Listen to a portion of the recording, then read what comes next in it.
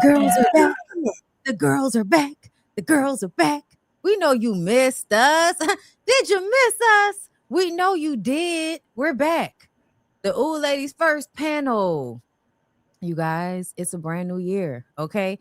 And we are changing our name from the Ooh Ladies First panel to the Ooh Ladies First podcast, okay? Because we want to get into the podcast game, okay? We already doing it. Y'all already come here every Thursday looking for us.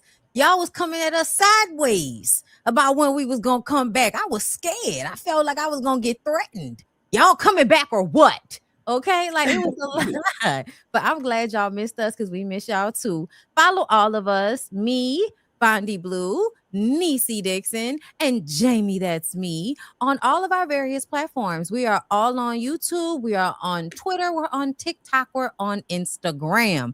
Yes, I can't delete myself off of that the way I'd like to. So for the foreseeable future, I'm still on that raggedy asshole TikTok. Okay. Now, are y'all ready, ladies? Yeah. Ready? Ready, Eddie, Eddie.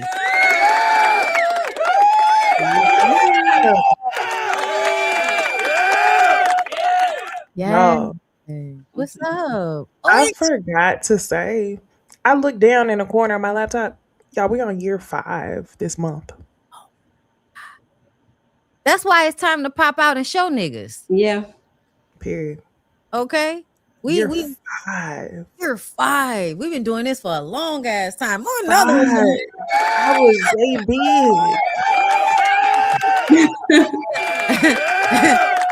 big. You were engaged. Shit. Was I? No, I wasn't even engaged yet. You wasn't engaged yet? No, girl, no. Because do you know I replay occasionally what you said to me? You don't remember what you said to me? What did I say? I be saying shit. I don't. Do you remember what she said? I don't remember. We did our first show, and after the show or before, I was like, God, I'm pretty sure my boyfriend's gonna propose to me. And I was telling y'all how long we had been together, and Bobby was like, "Are you sure?" You said, "You just so young, you ain't gotta do that." He was like, "Y'all could be, you ain't gotta do that." And you said, "Unless you just feel like, you ain't gonna go nowhere, it is what it is, then go ahead and do it. But you don't have to." And I kind of was just like, "Yeah, I hear you, but I've been doing it for this long." And now look at me. Same thing. Ain't nothing wrong with that. Listen, I say the same thing to all of the young women because now that I've done it, you don't have to do this, girl. Because you don't know until you do it that you didn't have to do it, and you maybe, you just because you got to figure it out for yourself. I'm so hard-headed. I'm like, yeah. What's the worst that can happen? I get divorced. Yeah, you're great. You're great now. You got a story to tell. True. Yeah. Okay. It did great for the plot. Okay. But it's been a minute. I know y'all were missing us. I missed us. Okay. I miss y'all. We have been working behind the scenes, so we have more stuff coming. We now have we've hired is Mia our brand manager? Social media content. Social media content manager. I hired a fucking editor. Like, oh my God. We're doing a lot. So keep supporting, keep sharing us, keep following our content. Okay. We're all doing cute shit over here. Jamie's the news. Okay. For sure. I do whatever, gaze into the future, whatever the fuck I be doing. And Necey is lifestyle to a T. Please understand, okay? From selling houses to taking y'all somewhere with her, or just doing her hair in the mirror. It don't even, it just works, okay? It just absolutely works. We're all giving you something different, bitch. Okay, it's tender loving care. It's TLC, ho. Thank you, Okie Dokes, for the super chat. Hey, bitch, showing love to all 3 of you beautiful ladies. Congrats, much success, and happy Black History Pride Month. Okay, y'all remind me to send y'all, fractions of $20. Okay, write it down, somebody. I've been drinking. I will not remember. All right, so let's go ahead and get into the show because I have something cute planned for us today. What do I want to do first? Let's see. let's do this one first because you guys are moms. Let's go ahead and see what this very scary looking lady has to say, and see if we all agree with her. Let me share my screen. I haven't done StreamYard in a long time. Let me get my life together. Oh, it's still cute up there. All right, let's listen to. Didn't I say she looks scary? Don't she look like she about to say something hood? Just the way her head is cocked to the side. Mm, Let's get into something it. hood is crazy. 2026, make sure whatever your child's birthday plans entail, you got enough to cover them and their guests. I don't know where this new trend has come from, where parents are requiring you to spend money on their child's birthday, but it's definitely given I'm broke and I can't afford this. That is insane, really. I have never in my life invited somebody somewhere and made somebody else come out the pocket for one of my kids' birthdays. Y'all gotta stop letting social media rot your brain out. If you cannot afford it, you better go back old school like you used to do back in the day. Go ahead, get that cake, get your little Neapolitan ice cream, get your little gift, and go sit down. And y'all have normalized begging so much that now y'all are starting to add your Cash App information to your kids' birthday post. Y'all even go so hard as to putting their Amazon wish list up, and nobody buying that shit. And the crazy part is y'all not even doing it over there where your family is located on Facebook. Y'all be over here on TikTok begging a bunch of goddamn strangers. I got 3 motherfucking kids of my own. Why the fuck would I be wanting to donate to your child on your child's birthday? I'm trying to tell y'all got to stop with this motherfucking begging. Take care of your own kids. All right. What do you guys think about what the lady said? Because I'm gonna just tell y'all off rip. For me, I low key don't agree. But go ahead. Mm. I was just gonna say I knew that she had more than 2 kids by the way she had her head turned to the side and the way she just the level of fucks was completely gone, like just gone. Mm-hmm. I have to agree with her. I have to agree with her. I'm trying to think of an instance in which people should help you split. I remember like being in college and we would want to go to the club and get a section and it'd be like 5 of us and we split the section or something like that.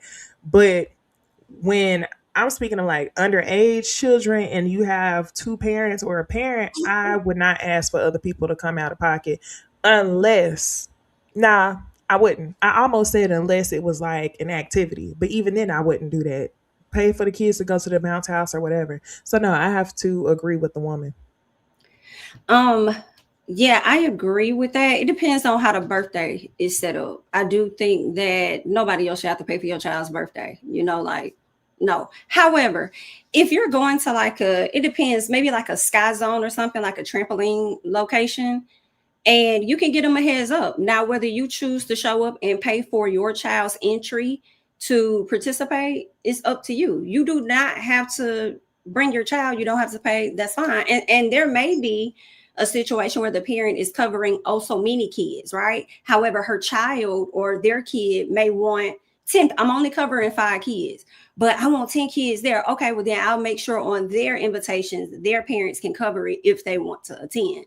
So maybe that's the case. But I mean, if it's just like a regular birthday party somewhere, like at your house, clubhouse, whatever, I don't think nobody else should have to pay for anything. Just like let them come. But it depends on the activity. Now, when she talks about the cash apps and stuff on people, oh, y'all posting cash apps and all of that, I feel like you may not donate. That's not something that I really do, but you may not donate to that person's child, but there may be other folks that may come across the post and they want to send something. I don't see nothing wrong with that. If that's what they want to do, then do what you want to do. And that's basically why I'm at with it. Because I was thinking about like birthday parties that are like you're going somewhere that's gonna cost money to have all these kids here. Yeah, if your kid wants to come, then yeah, like you should have to give some money if we're going to like an amusement park or something that's like, 50, 60 something dollars a head. Yeah, you should be That's able a to good pay for your example. kid to come to this shit, bro. Shut up. And if not, then fine. But there are some parents that have the money and will send their child to the event if it costs a certain amount of money. So, and then that's the same thing with the Cash App situation. Like, why are you hating on people? I don't care what y'all call it. Y'all can say it's begging. I don't give a fuck. Because I personally feel like the way people get money out of everybody these days, the way they've been nickel and diming. Like I told y'all, I'm a socialist, okay? Like at the end of the day, I feel like the government should be providing way more free shit than they actually do. Yes, I do. I absolutely do feel that way because at the end of the day, it's hard to get reparations out of you puss ass niggas. And this system is not fair. And a 5-day work week and all of that other weird ass shit is low key slavery. So yeah, I do feel like y'all should make it easier on people and provide them with the bare necessities of life, including a place to stay, food, electricity, water, and Wi-Fi. Yeah, I do. Y'all need to figure out a way to put that and also public transportation. People shouldn't have to be out here purchasing $30, $40, $50,000 cars if they live somewhere where they can just get on a train or get on a bus. And y'all lobby against that because y'all want the cars to be bought. And that's a real thing that y'all did at one point. Y'all fucked up the public transportation system because you wanted people to buy cars. And y'all also specifically did that to fuck over black people because black people was able to get around on buses and trains and all of that without getting cars. Anyway, because of all of that, I absolutely feel like, man, get it how you live. If I can get online and ask for money and people gonna give it to me, you can call it whatever the fuck you want. I know what I'll call it. I have the money now. Like, call it whatever you want to. Okay? You don't have to give. Okay? You don't have to give. But I don't know. I just feel like life is fucked up out here. And if people can get things, that's an honest way. Like you can call it begging, but it's still honest. I asked for it. You gave it to me. I didn't steal it. I didn't knock over, I ain't knock nobody over the head for it or nothing like that. So don't be sitting up here acting like it's beneath you, especially for people that be, sometimes giving up coochie so that they can get a little extra money. Like, don't do that. Because she looked like somebody that didn't fuck somebody so her kids could have Christmas presents. Don't play with me, ma'am. And I'm not judging you for it, but that's why you need to stop judging people. Okay, moving on. I got another one for y'all. Okay, and I'm gonna play the video, but this is the question. Would you rather $1 million for yourself or $5 million for your partner? Okay, before we go, I have one last question. Where'd it go? If you're in a relationship with a man and someone says, I will give you $1 million, but I will give you $5 million, you just have to give it to your man. What? Are you taking the $5 million and giving it to your man, or are you keeping the $1 million? I'll take the 5 and give it to him because I can ask him for it back. And you trust that he's gonna give it to you? Absolutely. Okay, before. Okay, now I'm gonna tell y'all real clear. I don't think Ra Ali can trust her nigga. I do believe that I could trust mine. I'm not even gonna lie to y'all. I would give my nigga the $5 million. I'm not gonna front.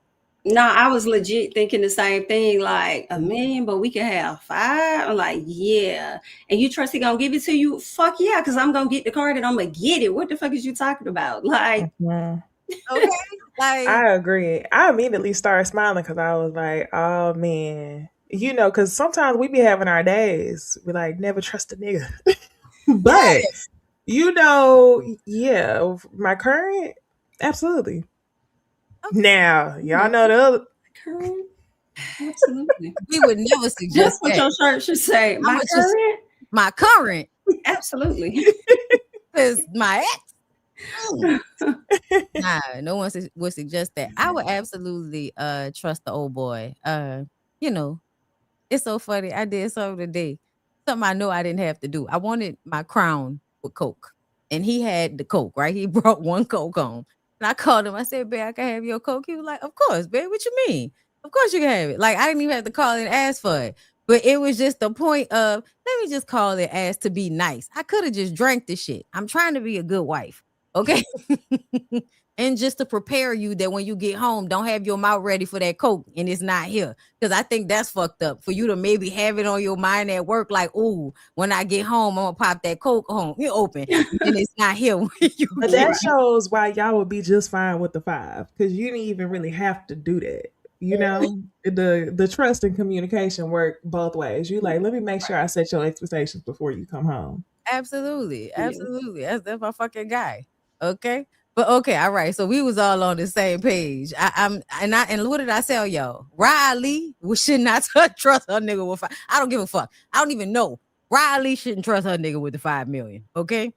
All right. Let's move on. Next one. Ladies, y'all let me know. Can you have a platonic relationship because Cam Newton, where is he at? Where's the funky foot nigga? He was on his podcast and he said that he could not be Platonic.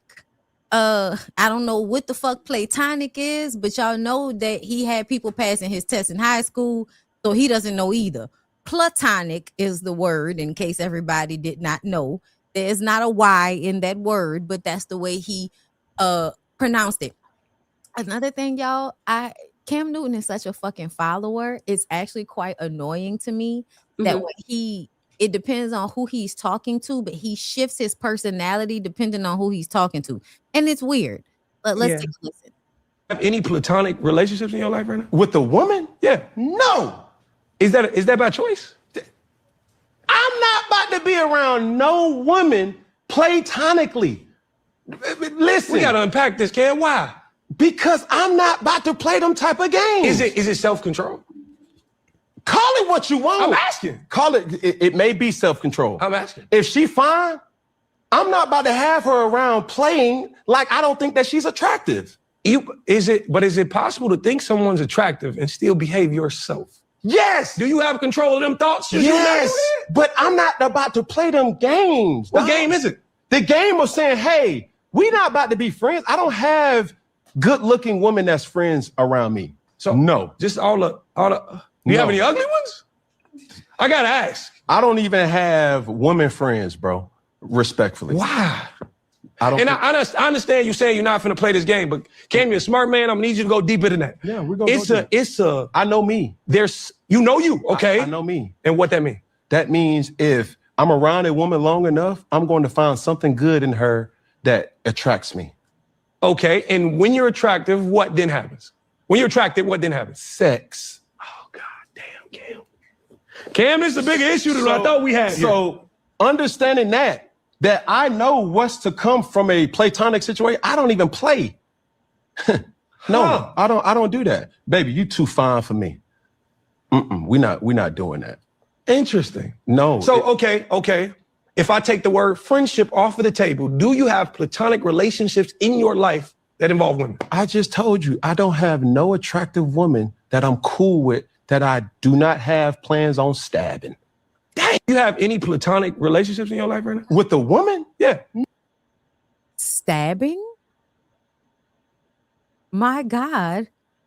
On today. All I heard is I have no self-control. That's all I heard. Go ahead. Yeah. The whole time he was talking. And then when he said platonic and the other guy didn't even correct him, I said two idiots just chatting. Go on. That's And all. the reason why I said, because I completely agree with you, Jamie. When you said it sounds like he don't have no self-control, I'm going to just say it. And it's going to sound fucked up. And I hope that's not the case. Mhm. But has anybody came out speaking against some like violence with Cam Newton? Because he very much sounds kin to like a guy who really like teetered the line of Assault? yeah. Mm. He just sounds like it. So I'm like, I'm surprised we ain't heard his name come up like Stefan. But anyway, I'll say this. I think, yes, men and women can have platonic relationships. I think that the truth is the majority of men cannot have platonic relationships. When I say majority, I don't mean like 90%. I just will say more than half. For sure. I don't have it. Honestly, I have 1, 2, 1. The other. Okay. I'm about to say too much fuck. I don't know why did I be forgetting. Y'all, let me know. I have 2 straight male friends. And all the other men in my life are gay men. I most of my like best friends growing up, like in high school, middle school, college, were men. Because I just could, I don't know why, like I couldn't hold on to friendships with women like long term. I would have them in spurts. right? Like for a few years, or when I was going to prep, I had a really close friend, or when I was going, it just depended on where I was at the time. But like through all of that, I had the same like male best friend from like 12 to 19. And then after that, like, it was just mostly male friends. But I also, like, I don't know what it was, but I had something about me where it's like niggas knew not to play with me. So I would actually be testing you. Like I would be very aware of you and how you moved around me before I would let you get that close to me, because I understand that even if you are my friend, I'm attractive to you. Like, even if you don't show me that, I don't care what you're talking about. Any nigga that I was friends with would have fucked me in my mind. And just chose not to, because they they respected me or appreciated my friendship and would rather have that than whatever else, because I was a cool person to be friends with, especially dudes, especially when I was younger and I was primarily dating women, or girls. Then it was easier to be friends with me. But yeah, I see why, like, there are people who did not like fully respect the fact that I had male best friends and would really think that we had done something, even though we had never done anything, not even kiss, nothing. Mm. So my lines are always like drawn in the sand. Like, I let men know in several different ways, I'm not fucking you. That's not where I'm at with it. Don't come at me like that. I let you know, I will say straight up to you, and I will let you know in other ways that I'm not fucking with you like that. So if you hanging around me because you think eventually you gonna fuck me, I want you to know that that's not gonna happen. Like, I'm very like upfront about it. But yeah, man, like, I've definitely had a lot of male friends in my life, more so than women. And then as like a bisexual person, it's like the thing of, and I had this conversation on social media, like this fear of people perceiving me as being sexually deviant.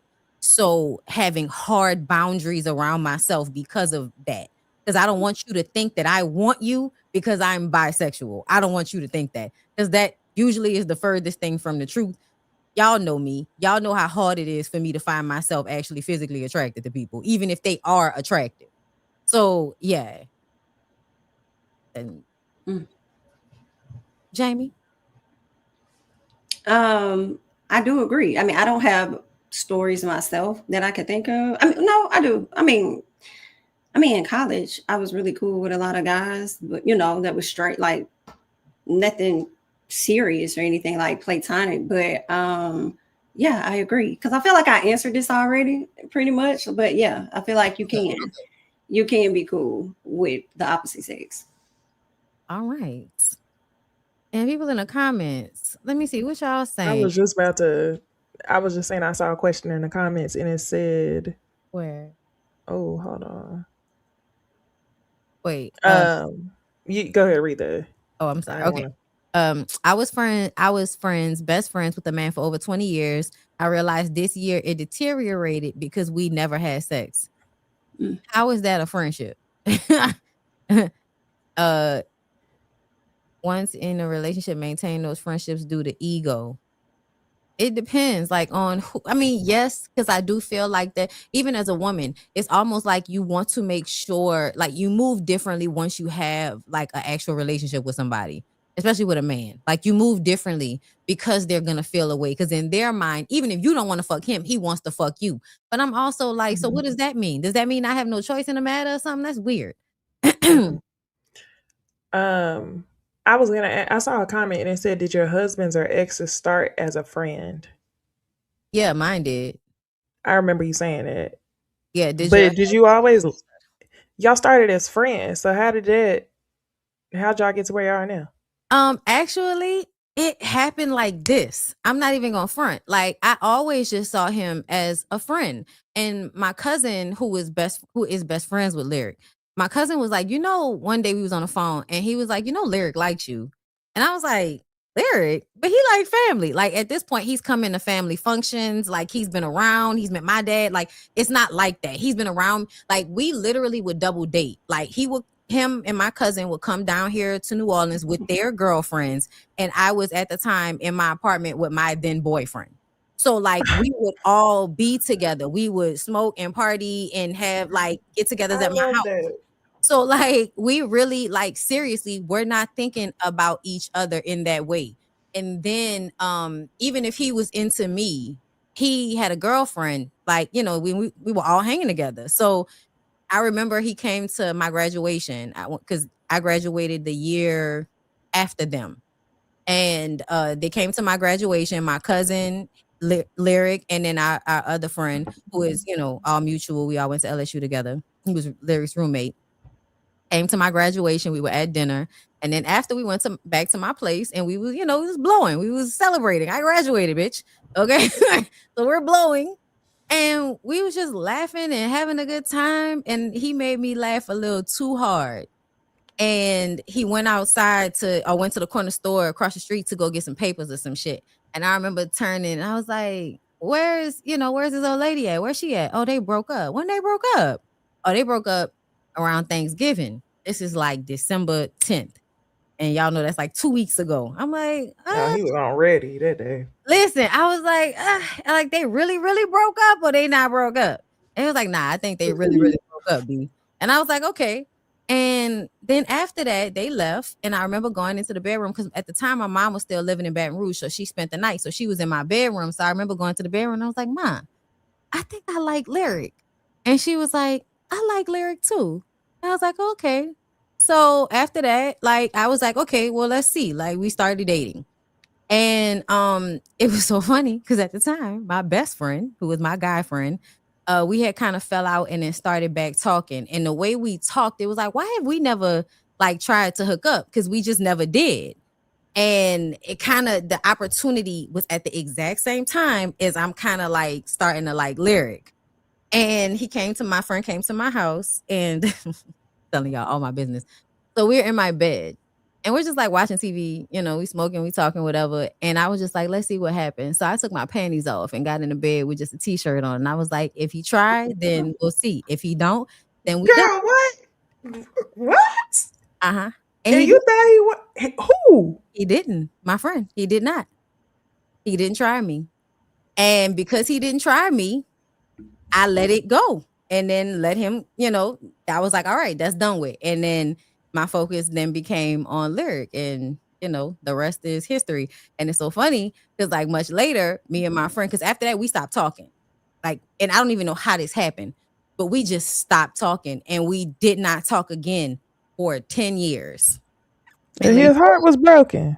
He was upset at himself because right. Yeah. But it sounds like you just told us why men can't have no platonic friends.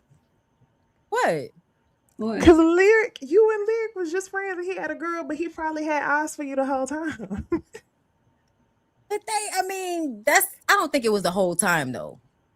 I don't, because, and he says this all the time because at first he saw me as Lil Britney. I came off much younger than them at first. And because y'all know the way I am, right? So, you know, people think I'm younger than I am because I'm boisterous, because I say what's on my mind. They will sometimes see me as more reckless than I actually am. So back then, you know, and then also like I was still caught up on the ex-girlfriend. I was fucking with niggas. And then I ended up fucking with a nigga and was with the nigga. But it wasn't really, you know, yeah, it wasn't. I don't think he always looked at me like that because he would always say, I really thought you were like so much younger. And I think spending time with you and being around you, I started liking you. But he never tried me. And it was not until I actually said something to him that we actually started dating. That's not the same thing as somebody trying to try you when you're not paying attention. He had many opportunities, and honestly, I feel like it proves that you can be in platonic friendships. Because I got in the bed with no panties on with that, and he didn't do anything, and that's because he respected me on a level that I think I would have had to initiate in order for him to do it. But for me, if you don't want it bad enough, at least to ask, then I ain't gonna fuck with it. And you know, Lyric had already said something by way of my cousin. I just kind of brushed it off. So once I felt that way in like, then I, you know, let him know. So I think it's different. I think it's just I think women set the tone. That's what I think. I think a Yeah. lot of times women set the tone because another thing is he's not the only one. I have several friends that I've been around in ways that to me, if you don't try to rape me and you don't try to fuck me none of the times that I'm fucked up around you, then I can be your friend. And you can be attracted to me and there can still be a line drawn. Because I have been friends with women that I found attractive and I still would never try them because they're not gay. Mm-hmm. So to me, like, I feel like, you know, y'all can disagree with me all y'all want to, but ain't no nigga ever tried me that I was close with until I said I wanted it, to be clear. Yeah. So to me, that goes to tell me that you can, but women have to be very clear on the boundaries that they set in these relationships. But it does take for a man to follow a woman's lead. You can't feel like if I'm attracted to you, I'm gonna fuck you. No, Right. you can't feel like that.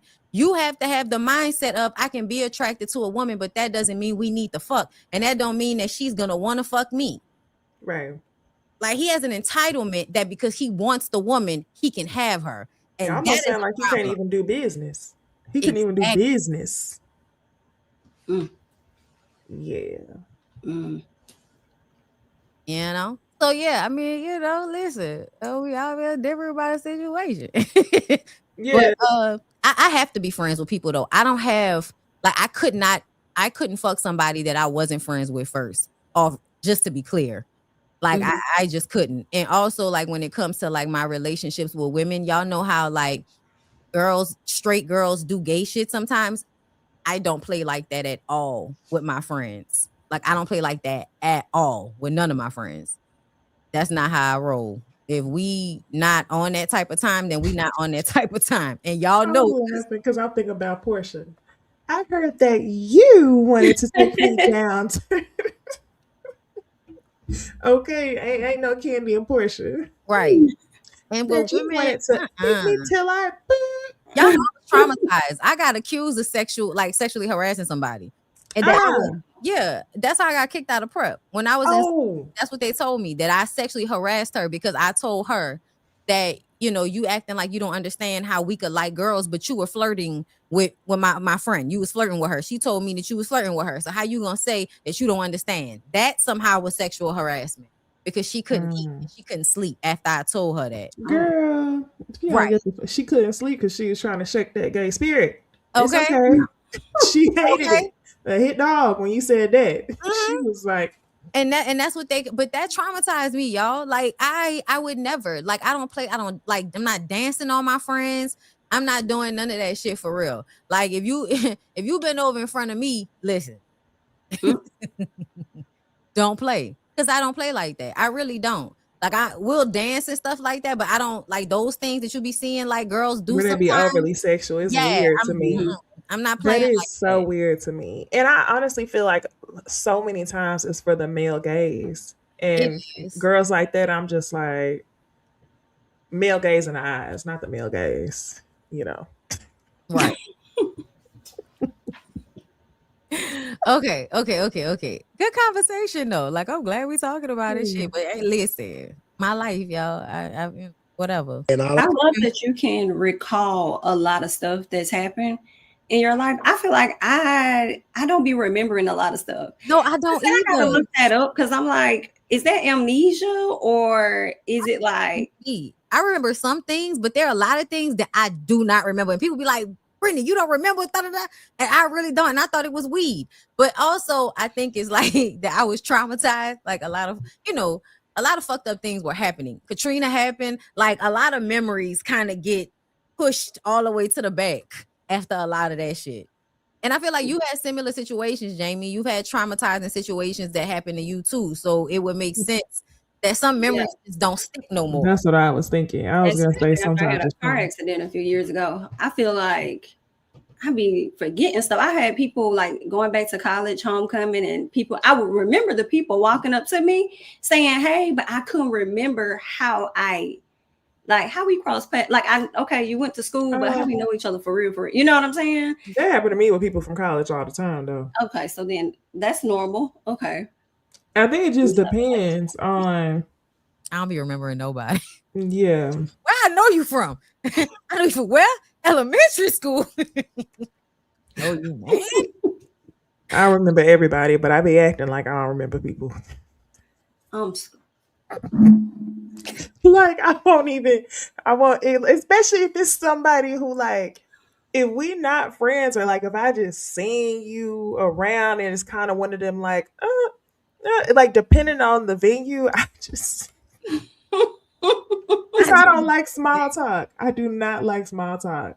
I don't. Mm-mm. It'll be people I went to high school with. I see them in the grocery store. I don't see. Damn, Necey. I don't like small talk. I do not. I will politely smile sometimes, but that's it. I can't do the fake talk. Oh no, I don't even do all. If I see somebody, hey, what's up? What's going on? Like, you know, New Orleans people, we quick to hit you with a hey, baby, how you doing? Hug, kiss, and keep it going. Like, we quick to hit you with one of them. Hey, girl, you doing good? I am doing good. All right, bye. Like, it don't be all that. It be a quick. Girl, we'll be on the phone. Hey, what's going on? Hey, how you doing? All right, yeah. All right, yeah. But what I was, we don't even. It don't even be all that. But I get it though, because people be weird. Speaking of people being weird. So where my banner at? Because I thought my banner was funny. Let me take this timer off this banner because they got timers on the banner now, and I ain't telling them to do that. All right. So Evelyn plus the game minus Shanice. Okay, because listen, we've been gone for a minute, but we needed to come back and talk about this.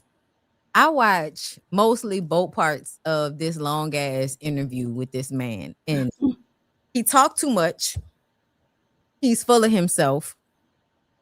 And Evelyn don't like her daughter. And Shanice, Shanice is what happens when you grow up with a volatile mother who then views you as her competition at some point. Because I feel like, and then another thing I didn't like about the conversation surrounding these people is people, like, once we identified that Shanice has been harmed in this dynamic, everybody wanted to start talking about how Shanice is 30 years old and Shanice is not a victim and Shanice is not innocent. And I was just like, what is happening here? We're literally talking about this lady's mama acting like a fucking weirdo. Like, we you know what I'm saying? We're not I don't know what they think we talking about.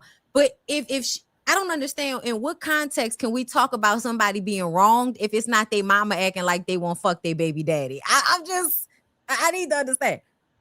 This is just one of the clips, okay? But we're gonna let this clip play, and then I know y'all have seen all the things on the internet, so y'all let me know how y'all feel after the clip. Okay. Oh, it rang true. Remember I told you I don't change diapers? Have I changed one? See, she don't like that shit, by the way. No, I really feel like if you have a child and you are more than able, your hands are working, your fingers are fine, you have no arthritis, that you are more than able to wipe your, like, help and wipe your child's ass too, if you can wipe your own. Because you, when he's 50, let's say, what are you going to be, 112? Yeah. You might need someone to wipe yours. I got Harlem. Yeah. And God willing, he does it. But did you wipe his? Yeah, you know, like, this is all, it comes around. Yeah, but I did tell you I don't change diapers from the beginning, before he was born. Did you think it was gonna change? Like, I would actually like flip and like do it? I did. And it rang true. Remember I told you I don't. Okay. And people were just pointing out how messed up it was, how much Evelyn was like laughing in these moments. There was even a moment where she basically told on Shanice that Shanice wanted to change their baby's name behind his back. And then he spoke about how, oh, I'm glad you didn't do that, because when it came time to get the baby's passport, I'm petty. I would have made it hard for you to do anything you wanted to do. And Evelyn's just laughing the whole time. And I'm sorry, I find it hard not to see Shanice as a victim in this specific dynamic. What do y'all think? Shanice kind of makes me feel like when she tries to talk, it makes me question if she had a voice when she was younger, or if she was often told to like shut up, like, no, shut up, every time she wanted to express herself, because it seems like she was having a tough time with that. But it could have been maybe trauma or something that happened to her later on in life. But Evelyn laughing was very cringe because it showed to me that she was very smitten by her daughter's baby daddy. And I feel like as a parent, you didn't step in. And I understand you may not wanting to get into their parental situation or whatever, but as much as you talk on the phone to this man at different times of the night, different times of the damn day about anything, I feel like you should have felt comfortable enough to kind of like check him, maybe not so in a rude way, but check him, put things in perspective for him as it pertains to your daughter and yourself as a woman and a mom. You know, she didn't really do any of that. And then to say that would have really pissed me off if this guy is saying stuff to me and I'm trying to explain. You already see my voice is breaking, and then you turn around and say, don't get her riled up. Don't get her riled up. I'm like, the actions of Evelyn to me kind of gave off a chick that you real cool with, one of your close friends, so you thought, who really is envious of you in some type of way. And those are the cues that people tell you to look out for when it comes to friendship. It was just really not great to watch. I kind of felt bad for Shanice. She made some poor. Now, what I didn't like was them saying, oh, she's an investigator and, you know, she's going to look it up and she does great. And I'm like, you didn't look up the fact that he was a felon. You didn't look up him enough. That's where I'm like, I can't get with you on that. However, how you're feeling in this moment, I feel bad for you. And then they're having most of the conversation over her. And it makes me feel like that's the dynamic she operates in all the time. So when Evelyn says that her daughter's like, oh, well, you like to take his side of whatever, she kind of hinted at that. I'm like, yeah, you never, it's always this nigga. You're gonna pick a nigga over her, because that's what Jennifer kind of hinted at.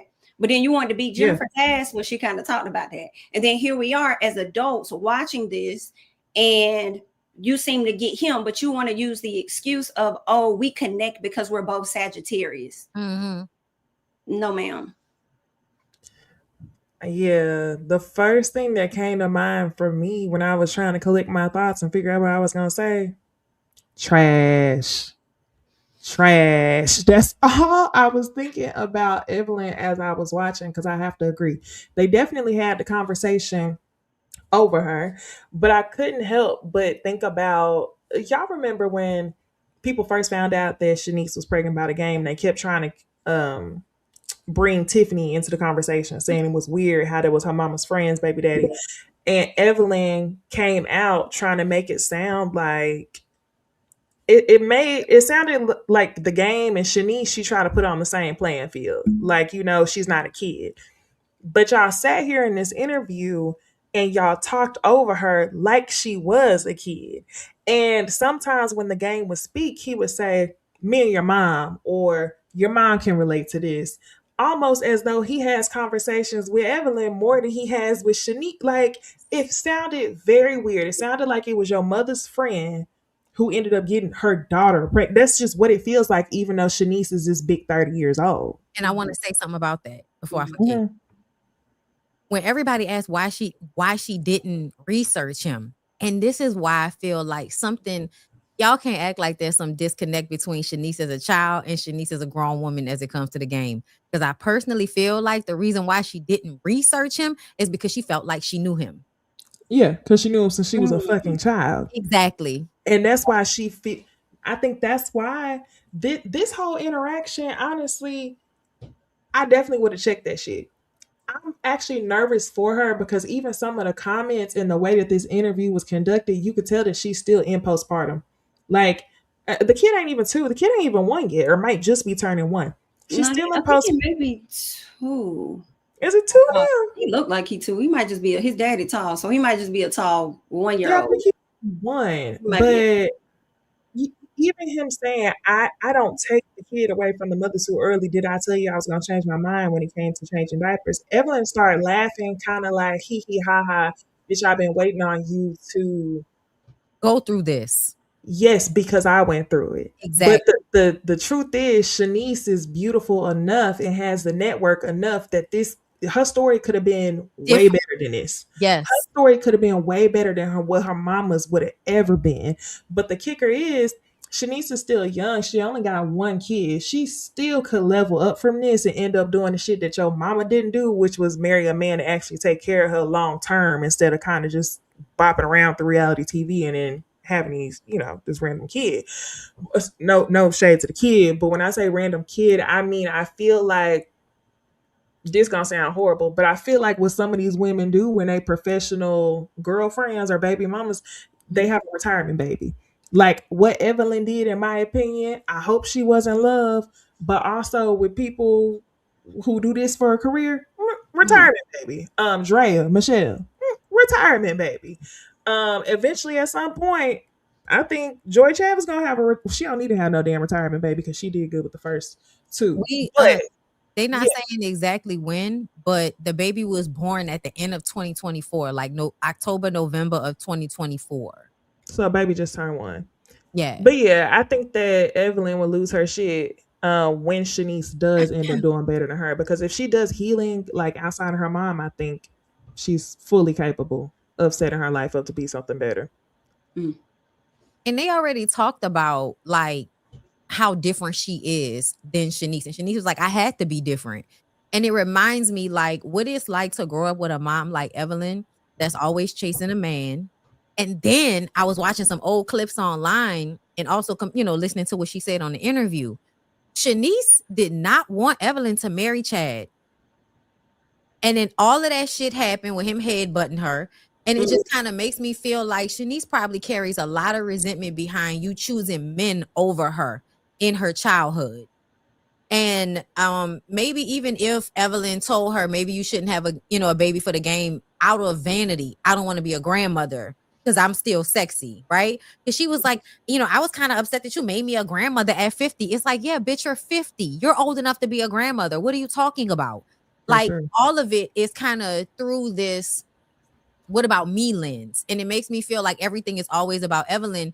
And noticing their dynamic, I could see, especially with her being on reality TV. Then she's attractive. I can imagine Shanice has grown up her entire life with the people that she's in connection to always talking about her mom because of who her mom is.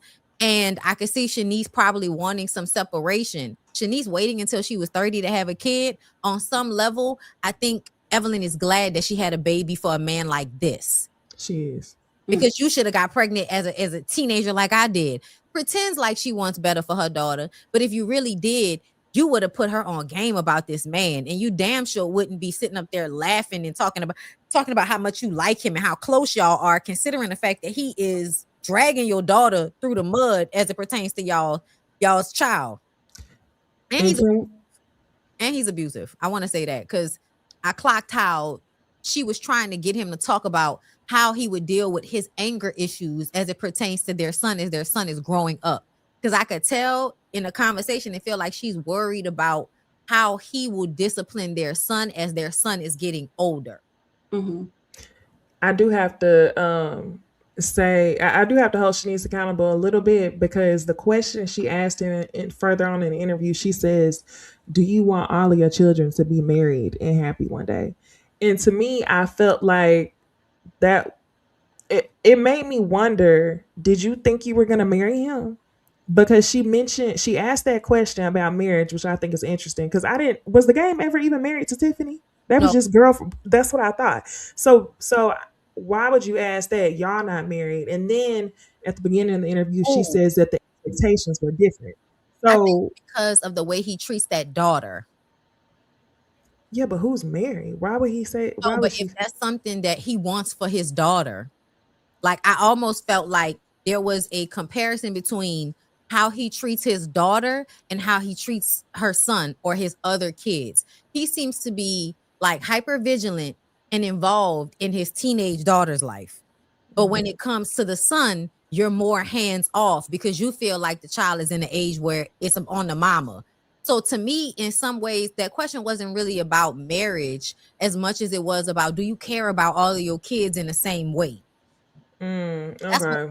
Because I watched the whole interview and there was moments where I felt like you could tell she feels like he doesn't treat her son the way he treats the daughter. And in all honesty, it creeps me out a little bit because then I remember him in India Love. And then yes, Girl, because I watched the whole interview too. And he was talking about the daughter being 14 and he was very protective over her. And I was thinking to myself, Yes. well, bitch, India Love went before years older than your daughter is right now. And you was in the park with India Love. And Yeah. she was a fresh 18. And then Like, remember how a lot of men like this are territorial over their daughters in a way that it's not just about protection. She's mine, yeah. almost. And Yeah. so that's another reason why I feel like Shanice may not be clear exactly, but she's picking up on a differentiation between how he's treating the children. And that was a way to frame the question. Almost like she's asking questions from her own, trying to get her own understanding, like based on her own feelings about conversations they've had, to put him on blast, first of all. Yeah, I he's think a she knew. deadbeat. Yeah, and I think she knew he was a felon. I almost feel like he may have lied to her about it. The question being asked was like, tell the truth since you lied about it before. Something about it feels like I know the answer to these questions, but I'm asking them for you to answer it in front of everybody. And the reason why I feel I like can see this that. a little bit is because I am listening to the Rashana Landfair book. And child, that's a good segue. If y'all Before we get to Rashana, I just want to give another perspective on the game and the daughter situation. I feel like Shanice wanted to be married because she kept talking about the expectations, and it. First of all, the expectations were messed up, but her becoming a mom wasn't the way that she thought that she would become a mom. So to hear how highly he speaks about his daughter and seeing the dynamic between them two and her not having that, I think that she kind of wants some of that love for herself. Like if you think so highly and that your daughter deserves oh so much, then you should think that I deserve that too, because I am the mother of your child and I desire those things too. So I'm somebody's daughter. You won't want to give me the world too. You won't want to marry me. I think that could have also been. That's what I thought. A It part sounded of like she wanted to thoughts. marry him. which That's is why. crazy. Which is They crazy. weren't even. He said it happened quick. They weren't even together long like that. So why No. would she think that? And Because of what he led on, but also that's Facts, like 'cause he's your mama been in the game, and your mama's literally been in the real life game, like literally.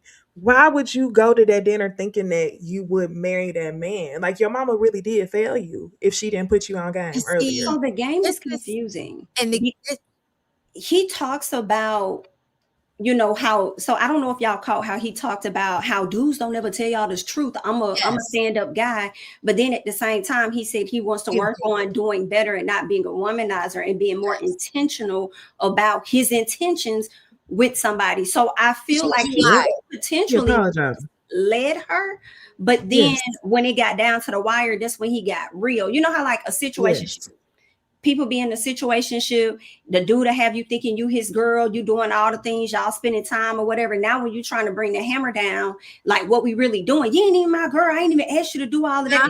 That's the type of thing I think was going on. He had her thinking something. But it is, that's why I said I wanted to talk about the Rashana situation. And it is because of this connection. And even though they're trying to act like, oh, we were never around each other. I don't believe y'all. I'm sorry. I don't believe this, that now Evelyn and that lady wasn't that close. I don't believe that. And if y'all were that close, that gives that the game would have been around Shanice a few times in teenage years enough to notice her. And after listening to that motherfucker Corey Holcomb and all of his, PDF file, narrative, shit that he was talking about on his podcast, and then listening to Rashonda Landfair's book and listening to the way R. Kelly like groomed her, low key, I am questioning if they're telling the truth about how long their relationship has been going on, because Shanice does seem to be like, why would you think that? Like if you a woman, you 30 something years old, unless this is somebody that's been talking that shit to you since you were younger. And so now you have emotions based off of something that was happening when you were too young to really see clearly. That, you know what I mean? Because like, child, let's just transition over. We might as well. We'll be talking about this one all day with them. It was so much. Here first. Okay, here first. So Rashonda Landfair is the young lady that R. Kelly was in the video urinating on all of those years ago. Okay. She lied in court and said that it wasn't her. And he was acquitted from the charges back then. And when Surviving R. Kelly came out, she was like, she did not realize that he was able to go and re-victimize all of these other people the way he had. And so then she decided to come out and tell her story and write a book. Now, I feel like her story is an example of how everybody is willing to trade off young girls for whatever a man can offer in so many different ways, right? Because in the Black community, especially back in the day, it was like acceptable for a grown ass man to be fucking with a teenager. People can act like it wasn't, but it kind of was. Especially because I was a young girl back then. I remember kind of feeling like if I had an older boyfriend, I would look good to other people. I also understood like my siblings, like my sister and my cousins who had boyfriends. And, you know, if he keep picking you up in a nice car, I understand what it means to be a drug dealer girlfriend. You dressing nice. You got on nice clothes. You got on name brand. You going to this event. You know this celebrity. Like, I know what it's like to look up to those young women. And when you are looking up to those young women like Sparkle was that type of aunt to this girl. Sparkle and the entire family are in the music industry. The young girl is like a rapper, basketball player, but she's like 14 years old. She says that Sparkle told her to sit on R. Kelly's lap, rub his head, and ask him to be your godfather. Sparkle says that that's a lie and that did not happen. I don't believe Sparkle because I feel like everybody felt like Sparkle was connected to R. Kelly, and R. Kelly was somebody that he could have been in LA, he could have been in Hollywood, he could have been in New York, he could have been away from them and not accessible, but he's right there in Chicago. He's right there where y'all can get in contact with him. And Sparkle starts to work with him. The whole family is in the music industry. So when Sparkle introduces her family, Rashonda's dad and mom, dad is plays a guitar or bass or some shit and is in his music in the studio, not on stage, but in the studio. So the dad works with him too, right? So everybody starts working with R. Kelly. And there's even a conversation in the book that Rashonda kind of plays back to everybody about how her family was talking about Robert and the allegations that were already out about him before the relationship with him even started. And the way they talked about it was, oh, well, he do so good for us. He take care of us. Everybody just want to be close to him, and they could be lying, and I'm not going to worry myself about it. They push it in the back of their minds and they ignore it. And then you have Sparkle that I feel like was fucking R. Kelly. And then R. Kelly's telling you shit like, you should bring your little cousin around. I'm trying to get, a new young girl group, and I think she recognized that he liked young girls. So she brings her family around him low key to lure him in, not expecting for it to happen the way it did. And then this is Rashonda's account. Rashonda's account is that at some point it becomes competitive between her and Sparkle because they're both fucking with R. Kelly at the same time. She said at some point it was like Rashonda's birthday and Sparkle walks up to her and is like, did Robert get you anything did your godfather get you anything for your birthday? And she was like, no, he didn't get me anything. Oh, well, he got me this. And it was like a bracelet or some shit. Yeah. She also says that Sparkle would tell her about her, relationships with different men. She even told her to keep her kitty waxed. I know you may not be ready for a man to touch it just yet, but when you are ready, make sure that you're clean, and everything down there. So teaching her to be waxed and all of that. She's saying so much about Sparkle that she's saying everything with her fucking chest. So that makes me feel like even if 100% of the stuff she's saying ain't true, it's probably tainted by perception, but I still believe over 90% of what she's saying is true the way she's saying it with her chest. Yes. And yeah, because she's been quiet for so long. She has. She said, well, Sparkle eventually told CPS, but what it seems like is it was only after Sparkle was not working with him anymore. Sparkle had started messing with another guy. And she told Rashana and told Rashana not to tell Robert. And then Robert, who has already started this relationship with Rashana, asked her about it. And of course, she's young, she's impressionable. She tells him this ruins the relationship between Sparkle and R. Kelly. So now she feels responsible for that. And so Sparkle isn't around. Her dad is usually at the studio, but he's not always at the studio at the same time. Now R. Kelly has convinced her to have sex with him. Then he convinces her to introduce him to her little friends at school. Find out who would be quiet, who would be quiet about what's going on, and we can just have fun with them. She even explains how some women that he would bring into their situation would be blindfolded. So they would be having sex with her, but they would not see her because they would be blindfolded.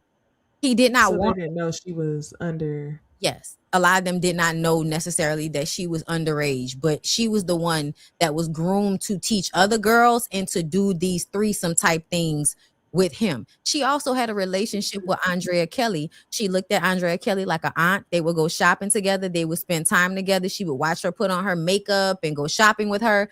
There is a level of this to me where I feel like even if the women want to have like plausible deniability, it feels like all of the adult women are grooming the younger women in preparation for being with him, even if they don't recognize that they're doing it.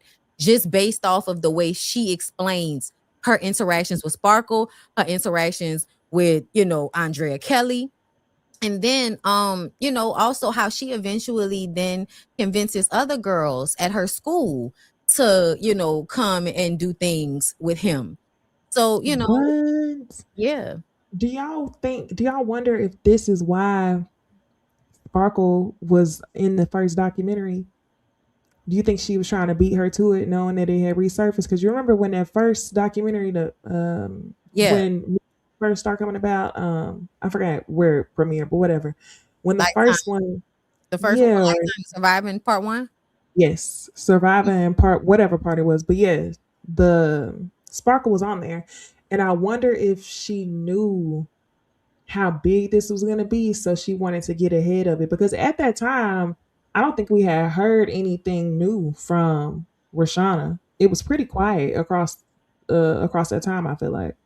Sparkle wanted to get ahead of what her niece was going to say, I think, on some level. But also I think there's a level of guilt that Sparkle carries, because I think that she didn't think it would end up the way it did. Like, I don't think she thought it would go as far as it did. Even if she thought he would eventually fuck her, or he just wanted to flirt with her, just, you think that it's not going to go as far as it did with the girls being caught up in having sex with all of these other people. So did she know they both was fucking him at the same time? Who? Sparkle. They're not saying it, but to me, I wonder, how would you not know? Okay, I was wondering because Because I feel like women's intuition would give away something about that. Like, you would notice your niece is starting to act a little different, maybe even more comfortable around, like loosen up even more now that she's around. Her niece could have been acting more like, this my, same way with Sparkle's like, oh, he got me this. The niece could have been like, yes, that felt like a different type of more confidence is what I'm saying. Yes, she's walking around. To me, that was the moment that it felt like you knew something when you asked her about the jewelry, because she was like, I was wondering why she asked me that like that. And you know how sometimes you feel it, but you don't know it until later on what was actually happening in the moment. That's what it felt like she was saying. I also feel like, there might be a tinge of this because Sparkle says that her mom got into her head, and her mom is the one that convinced her of all of this. And there might be some truth to that, but I also feel like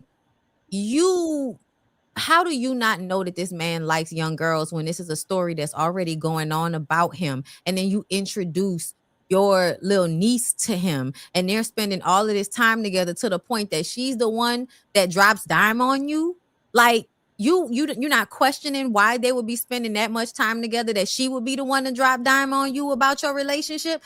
It to me, it just gives that, like, somebody like this comment, you just didn't think it would be filmed. Everybody's fucking young girls. Young girls gonna eventually be fucking these niggas anyway. At least it's R. Kelly. Yes, I was gonna say that similar. Her story was so similar to the Ariel's parents and that other girl's parents. I can't Yes. remember. Joycelyn. Her Yes. stories were so similar to me, to where I feel like a lot of these parents, what all of them have in common, is that they knew about R. Kelly, could potentially have been concerned a little bit, but kind of just like, I'm gonna send my kid over there, pray about it, because we gonna be rich and we'll fix it. Money and fix it, and I'll just pray about it and close my eyes. And I Yes. feel like that's potentially what Sparkle did, and they want to pray about it and they close their eyes, thinking that it's for the greater good. And the funny part is a lot of people are always screaming about, oh, the parents, the parents, the parents. And it's not that I disagree, but it often feels like a deflection from the fact that he is also responsible for creating like this systematic thing around him where people are getting girls for him, and he's initiating all of this. He's telling people what to do. He's playing mind games with a 14-year-old and peeing on her chest and recording it.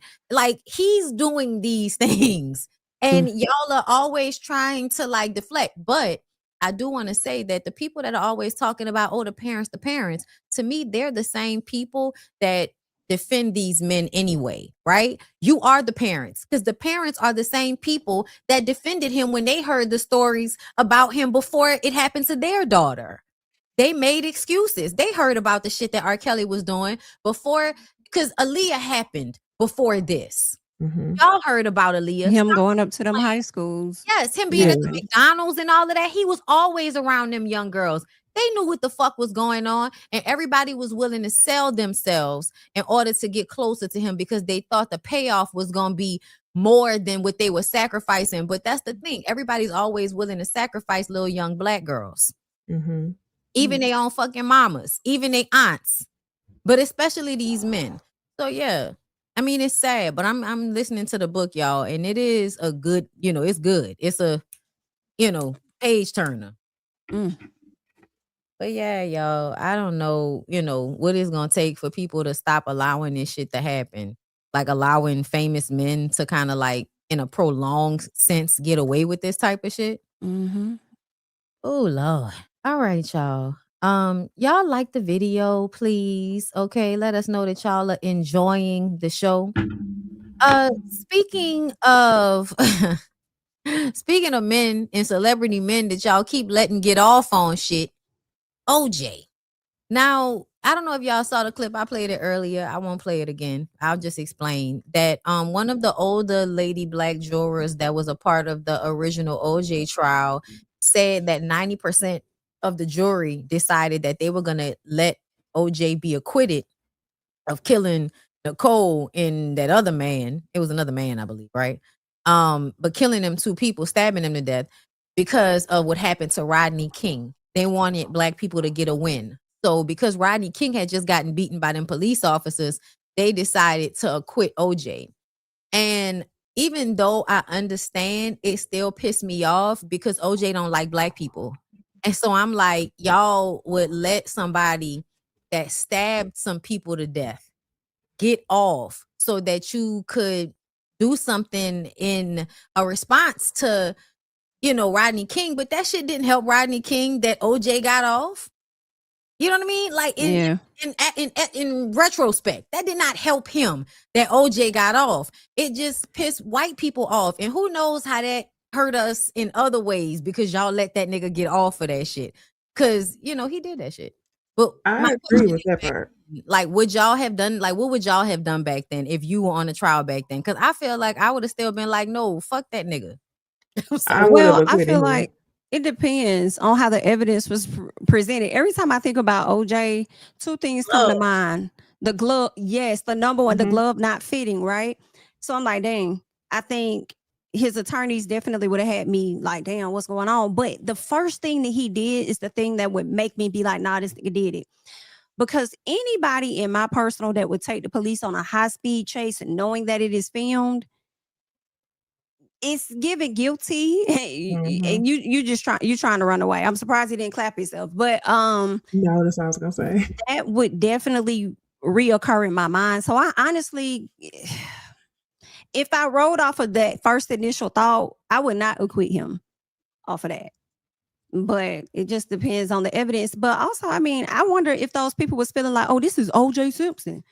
Not only are we going to not, sentence him or find him guilty because of what happened with Rodney King, but he also is like this super popular football player. Right. We don't want to see another black man go down like that. So, but unfortunately, I would have always acquitted him. I would have been one of those people, just and not just because it's OJ, but honestly, I feel like it would have never been about OJ, but more so about the structure of the law. Like they acquit black people for less evidence. So how about we have it work the other way around? And it's like, I mean, I said acquit black people. They arrest black people for less evidence is what I meant to say. So how about we flip this the other way around? In the same way you could say you did it, you could also say the glove don't fit. So in this case, if y'all are gonna arrest black people, I want y'all to have much stronger evidence than this. So let me make this an example of the law and say that you didn't fully prove your point. So I would always acquit him. There's one case in particular that makes me think about this in real time. And that's why I was so quick to have my opinion on it. And it's the case of Adnan Syed, early 2000s, Middle Eastern boy, and his Asian girlfriend is missing. She's murdered. They end up accusing him and convicting him of a crime, but they don't know where he was, how the crime was, like so many things they didn't know. He ended up appealing and getting out later on. And there's 2 different documentaries and even a podcast called Serial on it.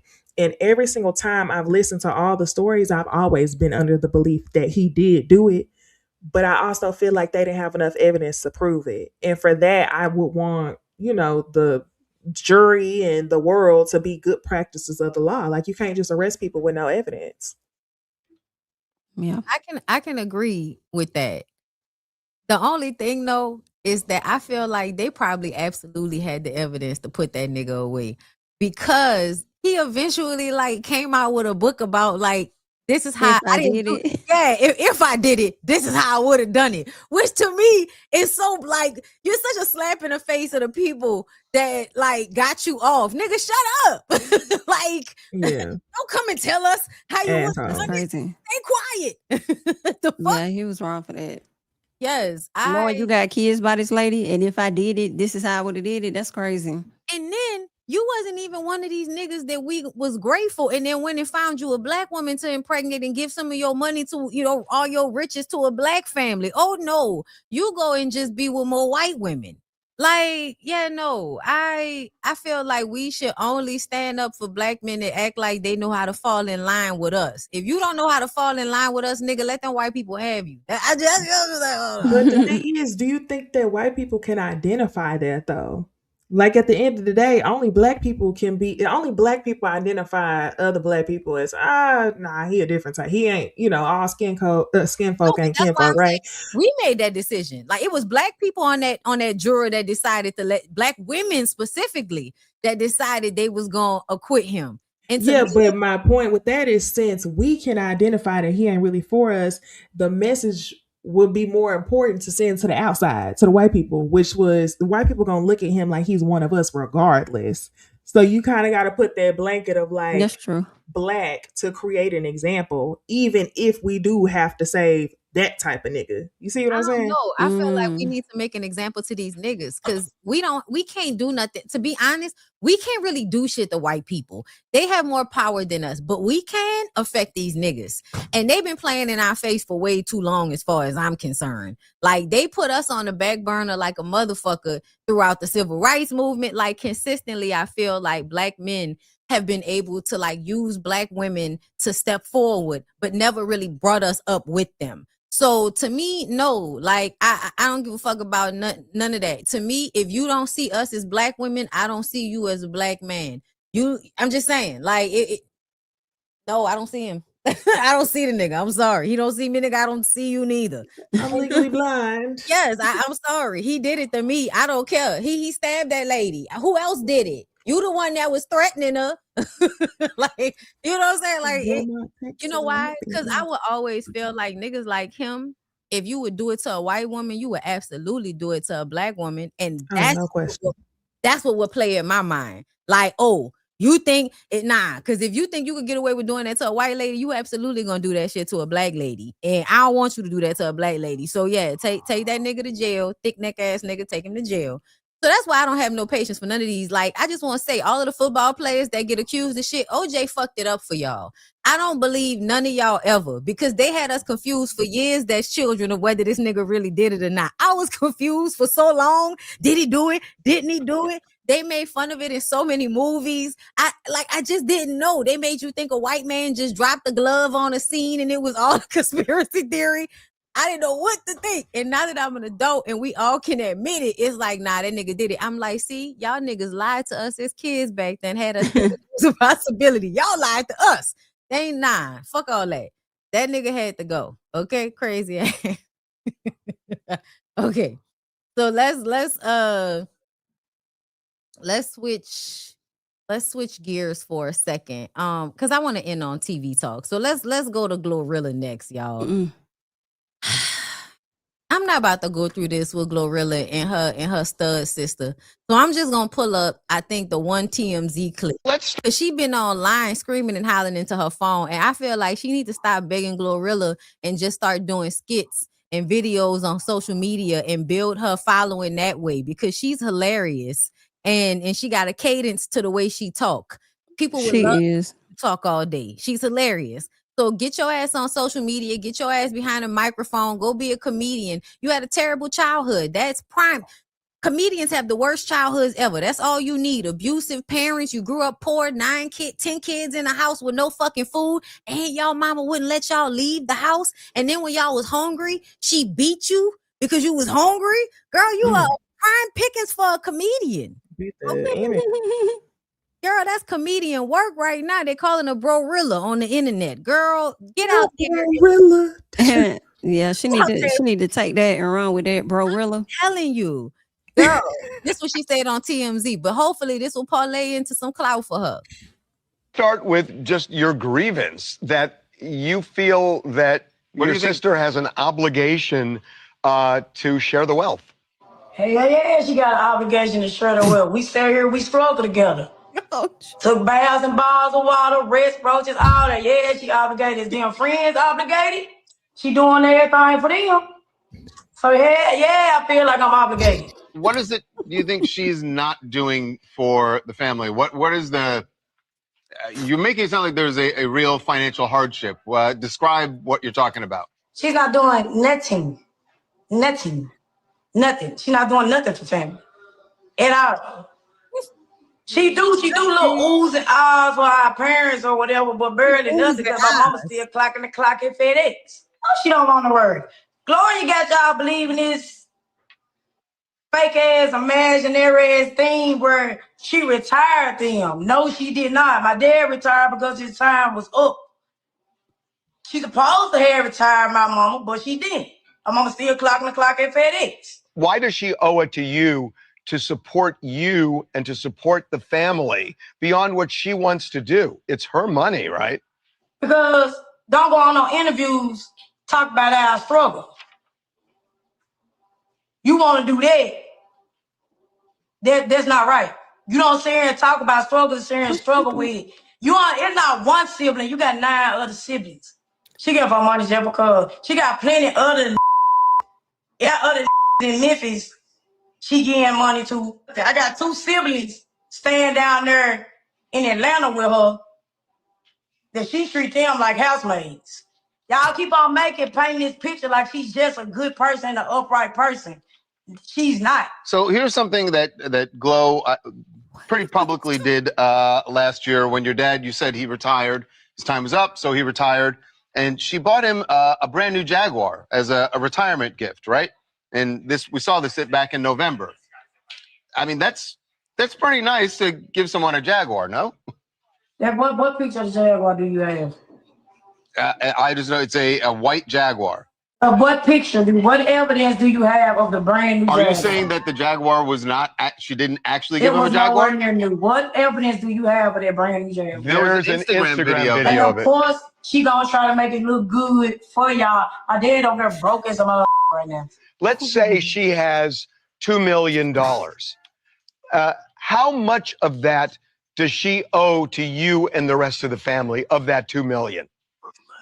She can get all but like $2,500 a piece. How much? $2,500. 25, like how for? That's it, just 2,500 flat, or is that a $2,500 flat? I think she would jump at that. I think if that's all you want, I think Glow might jump at that. But imagine her being on for 4 years and not giving us zero, none at all. What does your mom think about you going public with this whole thing? At the end of the day got to end. I don't give Let's start with just your grievance that you feel that your sister has an obligation. Yo, I'm sorry. I love her already. Hilarious. Bruh. Why would you call your daddy broke than a motherfucker on TV? She said my daddy broke than a motherfucker. Do you hear what I say? He's retired because his time was up. Child. No, bruh. Homegirl absolutely need to go and do something on behind the microphone, babe. Please, y'all send this to her and tell her that Bobby said, please go be a comedian, bitch. Please write your life story in a funny way and get your ass up there and on somebody's microphone and run it, okay? You and 1, 2, 3 release them. Y'all need to do a show or something. Listen, have 1, 2, 3 release them open and close, okay? Listen, your problematic family members. 1, 2, 1, 2, 3. Release them, okay? Listen, it sounds like a match in heaven. The other siblings, hey man. That's crazy. She got them being maids. That's crazy. But y'all, I do want to say that for these people in the 2000s to have 10 kids, they need their ass beat. Yeah. For sure. Like, it really made me mad when I was watching her on live talking about how they was like all in the house. They wouldn't let them leave the porch. They were homeschooled and they didn't have a lot of food. So the mama would get mad at them when they cry because they hungry and then beat them. They need to be beating on their daddy. That's what really need to be getting Hello. Hello. And that's why I said you could tell there's some truth to that because Glorilla only do shit for the daddy, which make me feel like the daddy is the one that wasn't beating on y'all, but he still put 10 babies in this lady. And about put the pressure on her to be the bad parent to y'all all the time, to the primary parent to do everything and the disciplinary, all of that. And she took her frustrations out on y'all instead of going upside her husband. Well, going upside his head. Yeah. It's sad. But I don't think Glorilla owes y'all anything. In all honesty, if she chooses to do for her parents, that's what she wants to do. But she don't owe y'all a goddamn thing. And first of all, if I got 10 siblings, it's at least 8 of you hoes that I don't fuck with. I'm sure. So I don't fault her if she got 2 of them staying with her. Them the only ones she finna do for. Like, Man, look at all of these fucking kids. And then look how many they had right after one another. Yeah. 1, 2, 3, 4, 5, 6, 7 of them look like they were had within a year of each. So for 7 years. So it's no twins. Oh, yeah. Them 2 boys. There are? The boys look like twins.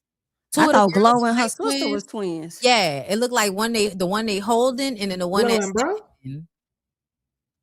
I didn't know that they were twins, but they look the same age. The one that's being held over here at the end, and then the one that's standing below the mama. That look like, I don't know. She look bigger. The one standing look much bigger. You think she look And bigger? also the boy and girl could be twins. The 2 standing next to each other in the middle. Yeah, and then because the two boys with white shirts on look so much alike, I thought they was twins. But it could have been a boy and a girl, or it could have been some triplets child. We don't know what the fuck happened, how you got 10 kids out this motherfucker. But what we do know is we know y'all at church.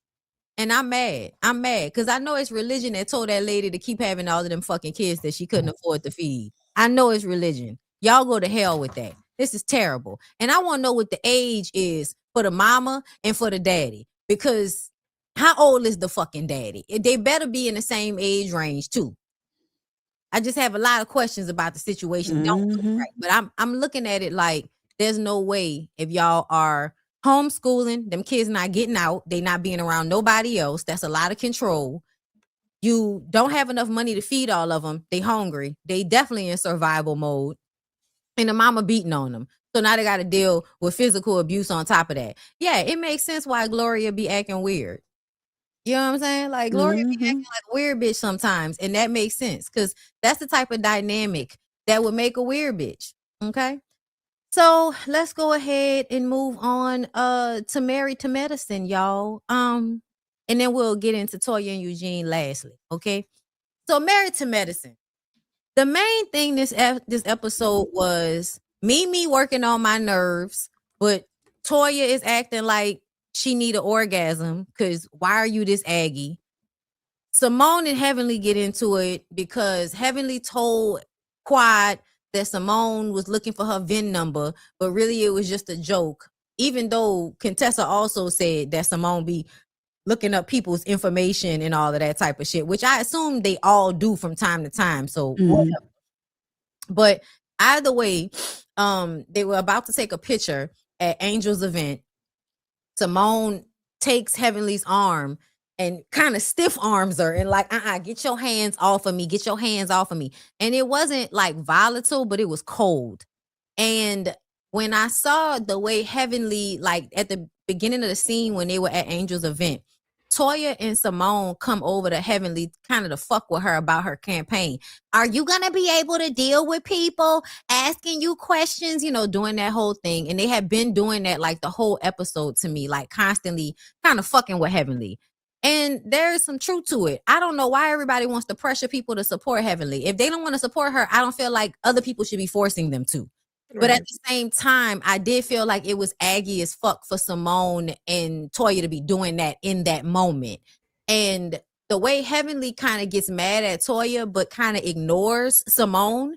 Because when she got up, she was like, I'm about to go. And she goes to kiss Simone on the cheek. And Simone is like, no, don't go. But Simone is on the same type of energy as Toya to me. So I feel like it was Heavenly giving her a pass, like me and you closer than that. So I'm not really going to get mad at you. So it made sense why I think Heavenly overreacted when she moved her arm off of her. Because it's like, bitch, you've been playing in my face all day and I don't act ugly with you like this and now I can't touch you. And then it's all right, well, fuck you. I know you're really mad because of what's going on with your sons and your husband. I know you're not happy at home. And then they go back and forth with that. And now Simone gets to act like Heavenly was the only one that did something. So that's my take on it. I know people have, other opinions of it. I saw everybody saying that, Heavenly is the fucking worst and all of that. And yeah, I agree. But I also feel like they are antagonizing her in a way that just kind of feels like, unnecessary sometimes. Like, chill out. And y'all tell me, is it just me or does Toya need to go like rub one off or something? Toya is very, very like aggy these past few episodes. I've been enjoying Toya actually. Really? Yeah, I've been enjoying Toya. I feel like Toya been giving Heavenly some of that work. I feel like Heavenly has been very vocal. She has, approached people in the past seasons when they didn't want to be bothered. So I feel like Toya is giving Heavenly what she's been giving to other folks. And now because it's Heavenly and Heavenly is a fave, a lot of people are like, oh, what you gonna do like that? Heavenly did it. It's like, yo, all these ladies really act the same. And I think that's why we enjoy watching this show, because they all act the same. I just don't think the audience is fair with how they may spread the blame around when it comes to these ladies. But as far as like Heavenly coming in, talking to the ladies, she already looked like she didn't want to go. She was like, "Oh, let me sit down, child." Like, bitch, and then y'all over here bothering me with Angel events. Like, girl, I don't know why I'm at Angel House. Girl, stop acting like you don't like Angel. Right. She, I didn't think she wanted to be there, but also I do feel like when Heavenly looked surprised that Simone did that, it's like, number one, let's remember that you did kind of start this because you never said anything to Toya. I'm sorry, you never said anything to Quad a long time ago. You should have said that a year ago, but you waited until now. So you really started all of this. In addition, don't act surprised when she removes your arm from around her when you literally just saw her and Quad in a yelling match. And then y'all over here trying to take photos. So you already know why she's upset. So for you to turn around and just yell out something, like if y'all confided in me about something, I made y'all upset, whatever, and you don't want to take no picture with me, I'm not finna yell out nothing that you got going on. I'm sorry that you're going through what you're going through with your what? Yeah. That's like they're gonna be ready to get in your ass. Like, so I'm like, Simone want to get on their head, then let her get on their head. Like, y'all just argue about it. I don't understand none of these friendships on the show. I'm not even gonna hold. I don't understand nobody's friendship, and it's gotten to a point where I don't even think they friends. They really just co-workers for real, just close co-workers. No, for real, because a lot of this shit I would never do to my friends. Like, what do you mean? No. Yeah. Mimi was killing me though. She really is a mini Dr. Jackie. Yeah. That and honestly, okay, I do think that Toya been doing a lot. Like she been going so hard, but that's because she's been doing a good job at her job. Like whenever they played that flashback when Mimi said every time somebody get ready to get cool, here come Toya, and they played the flashbacks. It is kind of like, damn, shit, like you couldn't let that one go. But honestly, I think that she's trying to hold all the women accountable. She don't really be letting them do that fake shit. So when they want to kumbaya and be cute and be like, oh, forget it. She like, hold on, but what about, are you sure? She do. So yeah, I think it's necessary though. It's necessary. It is. Yeah. But also, like, just in general, to me, her energy, even the way she went at like Eugene, but even when she explained, because I watched her and we'll talk about it later. Okay. On Carlos, but she also talked about that scene as well. But yeah, somebody said Toya is also fake. I was just about to say there are times when I feel like Toya is not a good friend to anybody. Like she can be very mean and hostile, and she explained some of that in her upbringing. Also, like having a harsh upbringing, being arrested, being one of them girls that's probably stealing and fighting and getting into it a lot. And to me, she still has like lingerings of that hostility in the way she moves. Because sometimes it's like, okay, I get that you want to hold people's feet to the fire, but damn, bitch, like, take a deep breath. Oh, I see. I haven't watched the interview yet, but I'm glad that you highlighted that because this is where I feel like the similarities happen. I did see a clip where Toya was like, oh, I felt like I wasn't heard. Like growing up a lot, I wasn't heard. I hear the same thing from Heavenly when she talks about her childhood. And I'm like, to prop one up over the other, no, they do the same SHI. I think the only difference would be how highly Heavenly speaks of her husband versus how Toya is. But Toya operates with Eugene, how some people operate with their partners and their siblings. I could say what I say. You can't type of thing. Yeah. Also, I feel like there is a level of, I have more respect for Eugene and Toya's relationship than I do for Heavenly and Damon's relationship. And that's just because I hate people that fake the fun. Yeah. That's exactly what I was gonna say. And Toya and Eugene, I feel like, are very honest in that way. And I appreciate that. And I also feel like, to me, Eugene says a lot about the type of person that Toya genuinely is. But I also feel like in some ways, Heavenly is like a Sour Patch Kid. I do feel like she can be grimy. I do, absolutely, like snake-like. But I also feel like there is a level of, well, damn, now I feel bad. Let me do something to make it better. That. Yeah, she got that softness somewhere in there. I could see that too. When she went to talk to Simone at the end, everybody's asking, what's interesting? Everybody's like, she needs to apologize, but not once did Simone ask her for an apology. So why are y'all saying like apologize? Jackie said it. I believe Brandy said it. I'm not sure. Maybe Toya said it. Not sure. But I didn't once hear Simone say that she want an apology from her. I guess because she done with her. Simone wants to be mad at Heavenly. Every time they get into it, Simone wants to throw Heavenly away because essentially you just mad that she encroached on your relationship with Jackie and you wish that she wasn't a part of y'all little threesome. And you deal with her from time to time. That's what I think it is. Jackie took me out because the last episode or the episode before last, you remember, it might have been 2 ago, whatever. But you remember when Heavenly went on that campaign and Jackie says to Quad, oh, well, she knew not to ask me nothing like this. That was one. It reminded me of that again this last episode because when Heavenly got to crying because of some stuff that only Jackie knew. Quad came over and said, "What happened?" And she said, "She's having a breakthrough right now. Let her have it." Yes. Basically, like, we got this handled. I'm her best friend. I'm the only one that know why she Ooh. crying. I peeped it. I was like, Jackie, now girl. Just petty as fuck in that way.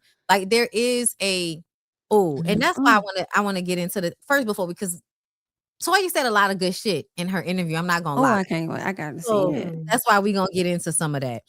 But before we do get into that part, I want to talk about Mimi. Because y'all, I'm not gonna lie. There was a moment where I appreciate that Mimi is not backing down. Like Mimi is not scared like a lot of newbies tend to be when they come on the show. Like she will have the confrontation. I also feel like, who the fuck are you talking to? Because when she said to Toya, like, now didn't I ask you not to interject? And it's like, girl, who the fuck are you talking to? And that's why I appreciated what Toya said about Mimi. That Mimi is like a lot of people that run to Heavenly for protection. Jackie does it. Everybody does it. Because if Heavenly is on your side, she's going to fight on your behalf. And then it makes it easier for you not to have to fight your own battles. We see that with Jackie all the time. Heavenly will always pipe up to fight a battle for one of her friends.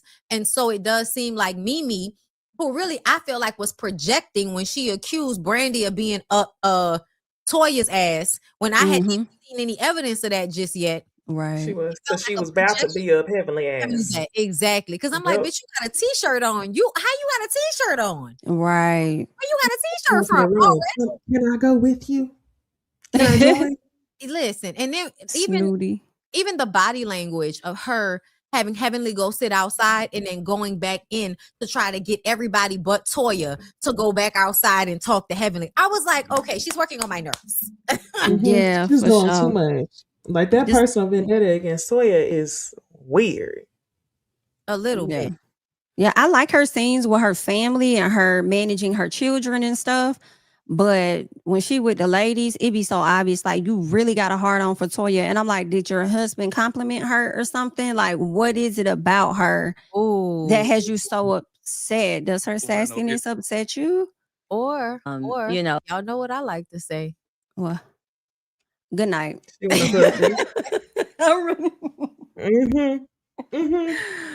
Oh, sometimes it's sometimes I fuck with you because I want to fuck with you and I'm mad. I also feel like Toya has been working on everybody's nerves a little bit. So I do think people are kind of like entitled to be a little annoyed with her from the party situation on to like now. But ultimately, everybody's doing some of the same shit. And I do feel like it's fair to say that if you're going to call Heavenly, hostile, then you definitely need to admit that so is Toya or so is Simone. Like I do feel like everybody carries a certain level of hostility. And that's why I was pissed off about Simone. Because at the end, I feel like Simone doesn't have to be accountable for anything. And Simone act a fucking fool at Angel's event. Regardless. Like to me, all of the screaming and hollering that she did do even before the Heavenly part. Like I feel like that was in response though. Quad got in her face, got loud, and she was responding. I feel like anybody get in your face with that energy, you're gonna meet them with that same energy. And then when she got from round Heavenly and she's trying to walk off and Heavenly's yelling, we could go there if you want to.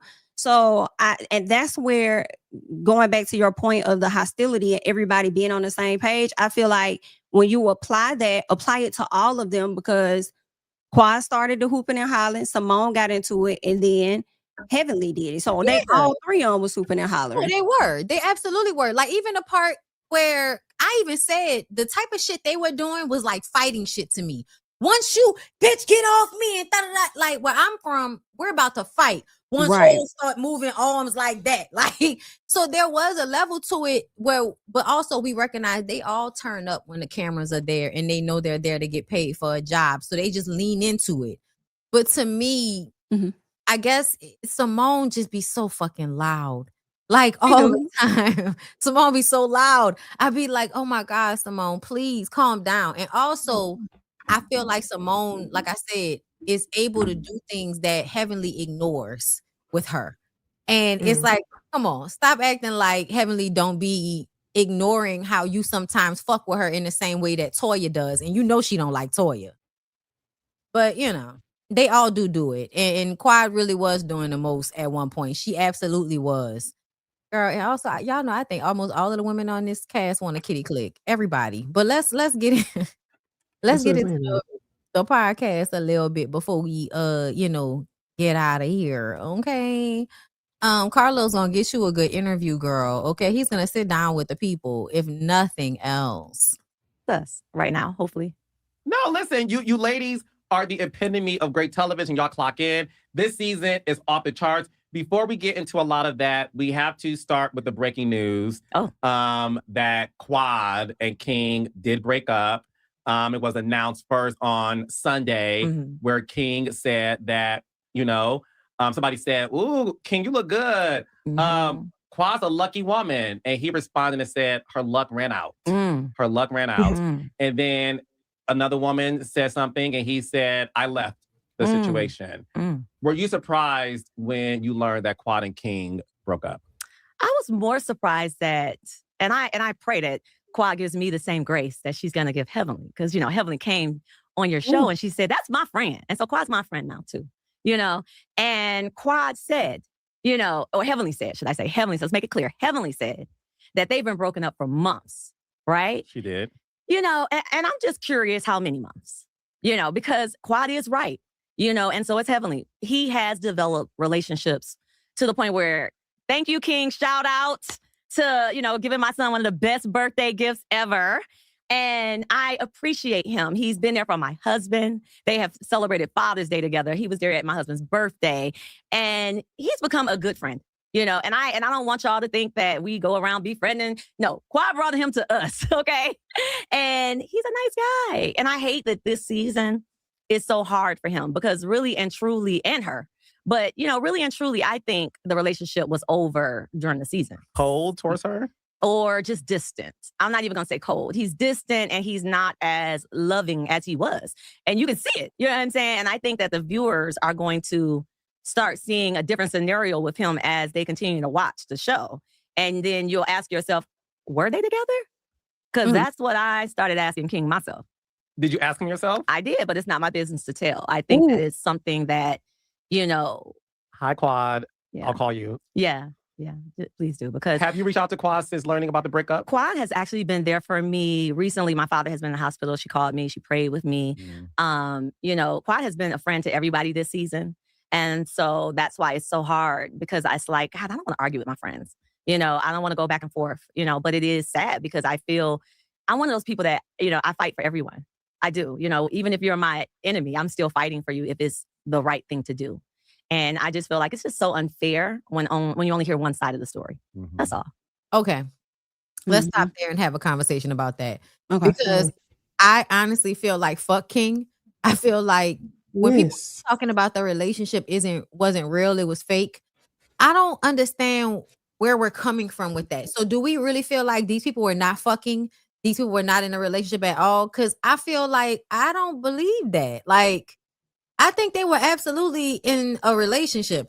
Do I feel like things were being exasperated because Quad needed backup last season with Dr. Gregory and old girl? Yeah. Do I feel like, you just left one relationship, you want to prove that you can keep a man because everybody keeps acting like you're the problem when you were in that abusive relationship? Yeah, you're gonna put 20 on 10 with this man. We fucking 15 times a day, girl, sure. Like I do feel like there was a level of playing the relationship up, but I don't know if I feel like that means it wasn't real. Which right. Yeah, I think it was a real relationship. I just felt exactly how you felt with her needing to overhype the situation to be much grander than what it was, between them. But yeah, I think it was real. I hope it was. I mean, they was trying to have a whole child together. She was. I don't think he was for real. No, she was. That is true. And I am curious what Toya. Well, let me say this first. Toya, that's fucked up. This is reminding me of how she did Angel when it came to that man. No girl code about her at all. Even if he did help your son get a car, even if he do come around for your husband's birthday, that would be my husband's friend. If you want to have him around in that capacity, I'm not shouting him out over somebody I'll call a friend. Even if it's on and off. But so that's first. Second, I'm interested to see what Toya is saying when she's talking about the other side of things, like the viewers are going to get to see. Because do y'all remember that red carpet interview that we were talking in a group chat about last month? And she had said something in the interview, and he was like, "Well, do you? Why did you bring me here?" Do you remember? It was kind of like it a was on slide. beat. Mm-hmm. Yeah. Like, do you really fuck with me? So I wonder how that relates to what Toya is saying when she says the viewers are going to get to see. Either way it goes, I would never make him a victim in a story that he was brought on to be a guest. Like, he can disappear with the storyline. Okay. So let's But also, I'm gonna say this: I'm not surprised because they all stayed friends with her ex-husband. So Quad might not be surprised. Now I don't know if she's gonna be hurt. She might be hurt. She might not. You know, because I feel like the one that probably hurt her the most was Dr. Gregory, and knowing everything they've been through, and y'all still sat up there and befriended him, and then brought him and his wife on the show. So she might be like shoulder shrug. I don't know. We'll see. I'm interested to see how Quad is going to respond to that at the reunion. Like, how do you feel that these people are still being friends? And because her and Toya's friendship is kind of new on the up and up, is she going to hold her in the same regard as she would likely hold Heavenly, somebody that she's been more closer to versus Toya? IDK. But they don't fuck with Toya. They've said that. So she's not gonna be held to the same accord. And honestly, I feel like she shouldn't be. Because when I think about it, her talking about, Quad has been a good friend. It reminds me of like that season right before Mariah left, or like I forget, maybe it was season 2 or 3. But either way, I used to always feel like at the very beginning of the show that Quad was good to all of the women, and they had quarantined her off to being Mariah's extra. And then once, Quad showed to be like a front runner on the show because of her personality, it became this competition between she and Mariah. The other women already didn't really see it for Mariah. And it felt like their dislike for Quad, or their distrust of Quad, or even using her sometimes, was an extension of how they really felt about Mariah. And I think a lot of times Quad felt used in their friendship dynamic. And I think she still does. Like to the extent that the show needs her. Y'all wouldn't be fucking with her if it were not for the fact that she brings something to the show that Jackie and Simone, you know what I'm saying, don't give. I won't say Toya or Heavenly really, but I'll just say that I feel like Quad absolutely gave something that not everybody can give, as far as personality, one-liners, the over dramatization of everything. Like, that bitch gonna give you a good montage to put together of her being dramatical, So, you know what I'm saying? Nothing. You know what I'm saying? Like she does this. And I just kind of feel like they've never really fully appreciated her until they realized that they needed her on this show. That's when I feel like, showed her a little bit more appreciation. But I feel like they always played her out no matter how good she was to them, in my opinion. But yeah, let's continue on. Okay, so you don't think you're trying to follow him? Eugene and him are good friends. But are y'all good friends? Am I good friends? With King. I'm about as good of a friend with King as I am with Quad. Me and Quad are just getting our relationship together. So come on now. Now you know that shit. Okay. And that's crazy. God forbid, the day we good, tomorrow we not. So I can't, I'm not doing all that, now. Simone went and unfollowed Jackie the other day, but I don't unfollow people. Okay. It ain't that deep. Okay. I just mute you. I will mute your story. Period. So okay, so when it comes to Simone unfollowed Jackie, why got on today? To another revelation that happened, because this has been a busy Married to Medicine week. Yeah. Your friend Dr. Simone has been posting a lot of things about Dr. Jackie. She said that after Dr. Jackie appeared on Watch What Happens Live, Dr. Simone tweeted, "You are still defending the devil," in all caps. Yeah. And then Dr. Simone posted a screenshot of comments of people telling Dr. Simone that Dr. Jackie is not her friend. And we've learned that Dr. Simone has unfollowed Dr. Jackie. Yes. What do you make of that? I just feel it's actually really, really sad, because Jackie and Simone go back to Simone being there when Jackie went through a huge ordeal with cancer. And I remember when we first started Married to Medicine, and they said, this right here. And I was like, okay, girls, all right, and I believed them, and I hate to say it, but this time it is the devil. And I'm not going to call Heavenly a devil. I'm just going to say, I think it's a spirit on her, because the reality is what y'all are seeing on television is half of the story all the time. Thank God for the camera. And that's why Simone kept saying, review the footage, rewind the tape in the green screen. And they did. And I love my production team for doing that, because the girls will lie. And she lied. And Simone was not unhinged at all. And I'm not just saying that because that's my friend, because I defend even my enemy, period. When you saw Simone grab Heavenly's arm, remove. Let's use the word remove Heavenly's okay, arm. remove Heavenly's arm. Yes. Okay. Did you feel like that was enough for Heavenly to feel like you've gone too far? No, because just before that, if you really rewind the footage, you'll see Quad and I'm grabbing Quad like, calm down. When her and Simone, that was an unhinged moment. Quad pushed me, threw things back, security jumped in the midst. That's unhinged. Okay. What Simone did was make a statement. And the statement was, don't touch me. And I think anyone should be able to do that.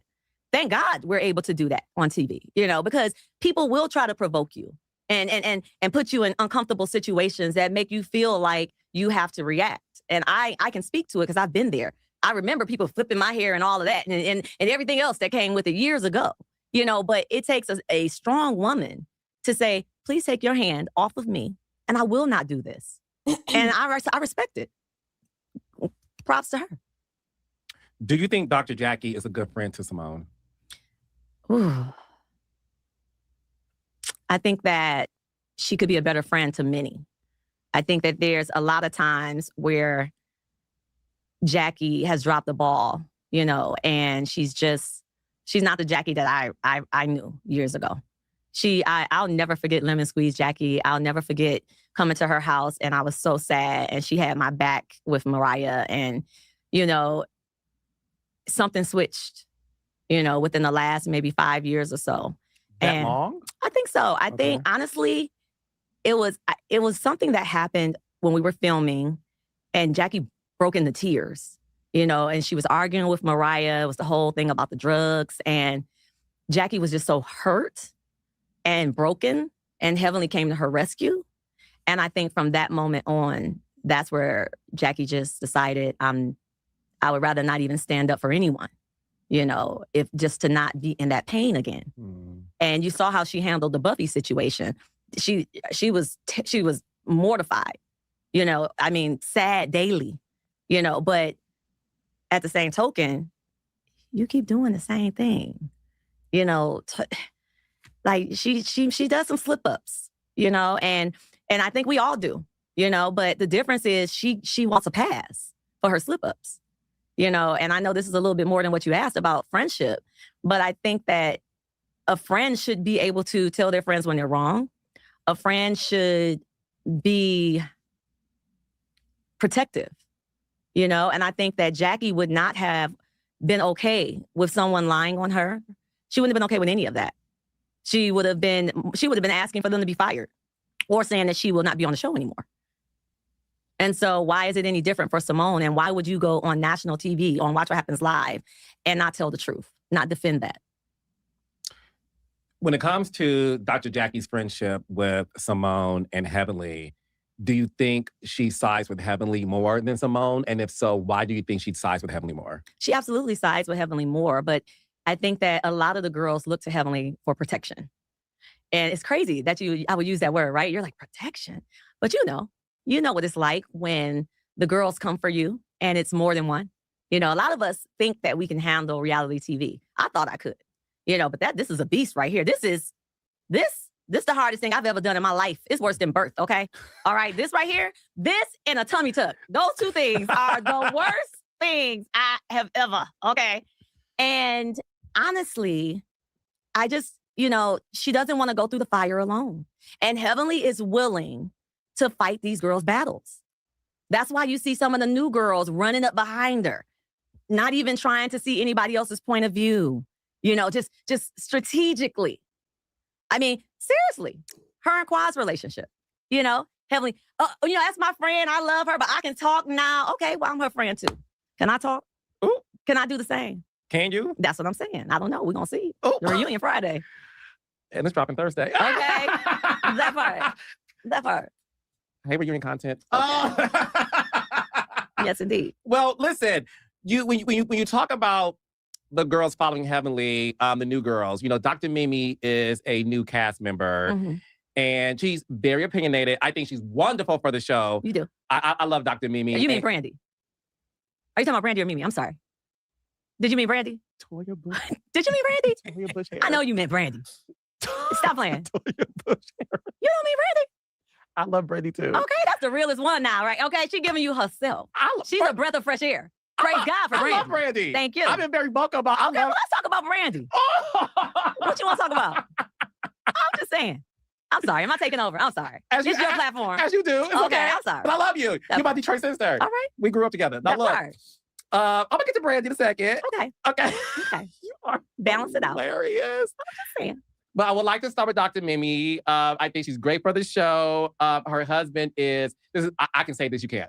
Not that you would, but... Attractive? You think he's attractive? Oh, yes. Really? I think Steve... That's what the boys say. Toya. The boys.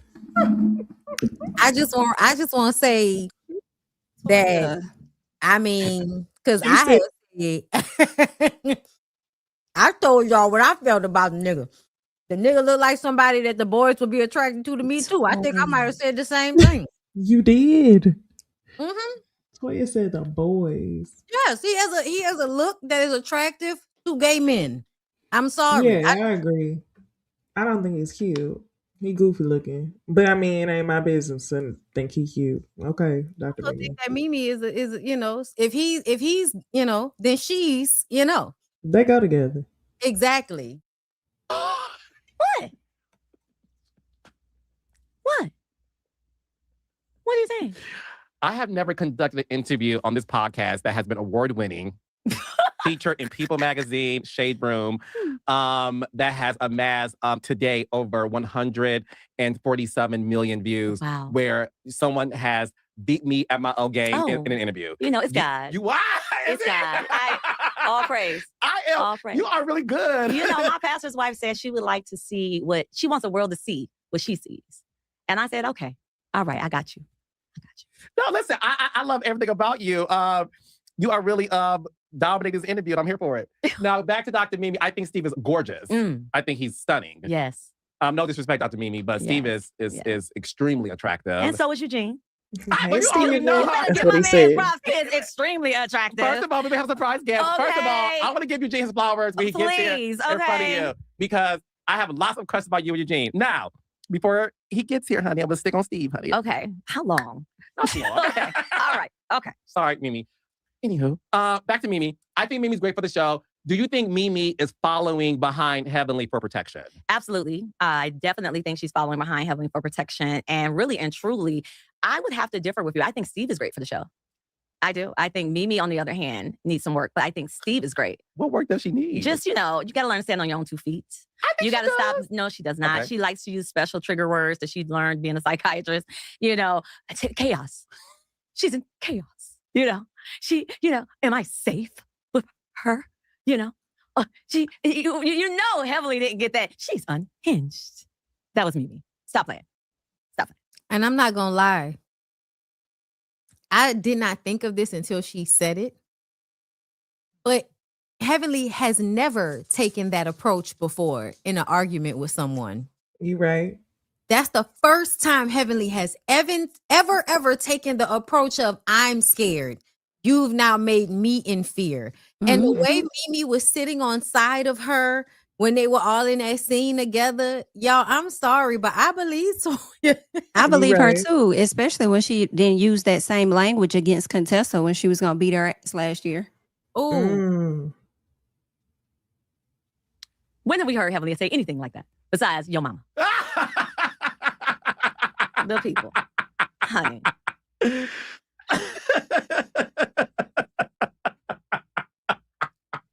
friends. I'm obsessed with married to medicine. If you're not watching this show, I don't know what the fuck you're doing. This is the best show. Because we want the truth. Everybody wants the truth. Like, let's stop with the. But you don't think Dr. Mimi is being truthful, child? I think that she made. Hey, I can get under the people's skin. Okay, I didn't know I was made for TV, but I guess I am. You are the TV. So it is what it is. Okay, You're so Samsung. Can I be Sony? Okay.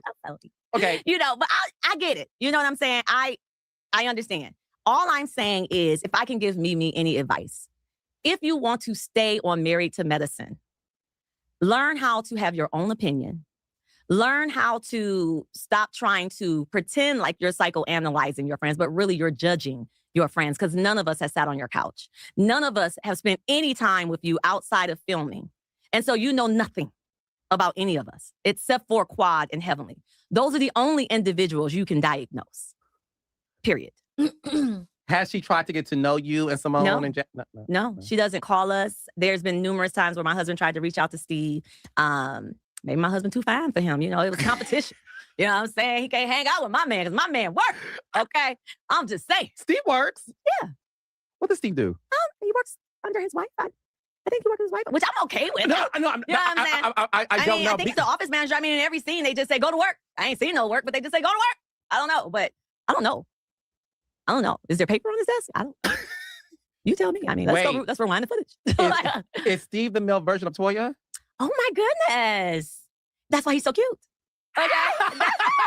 That's it. Wait. Yes.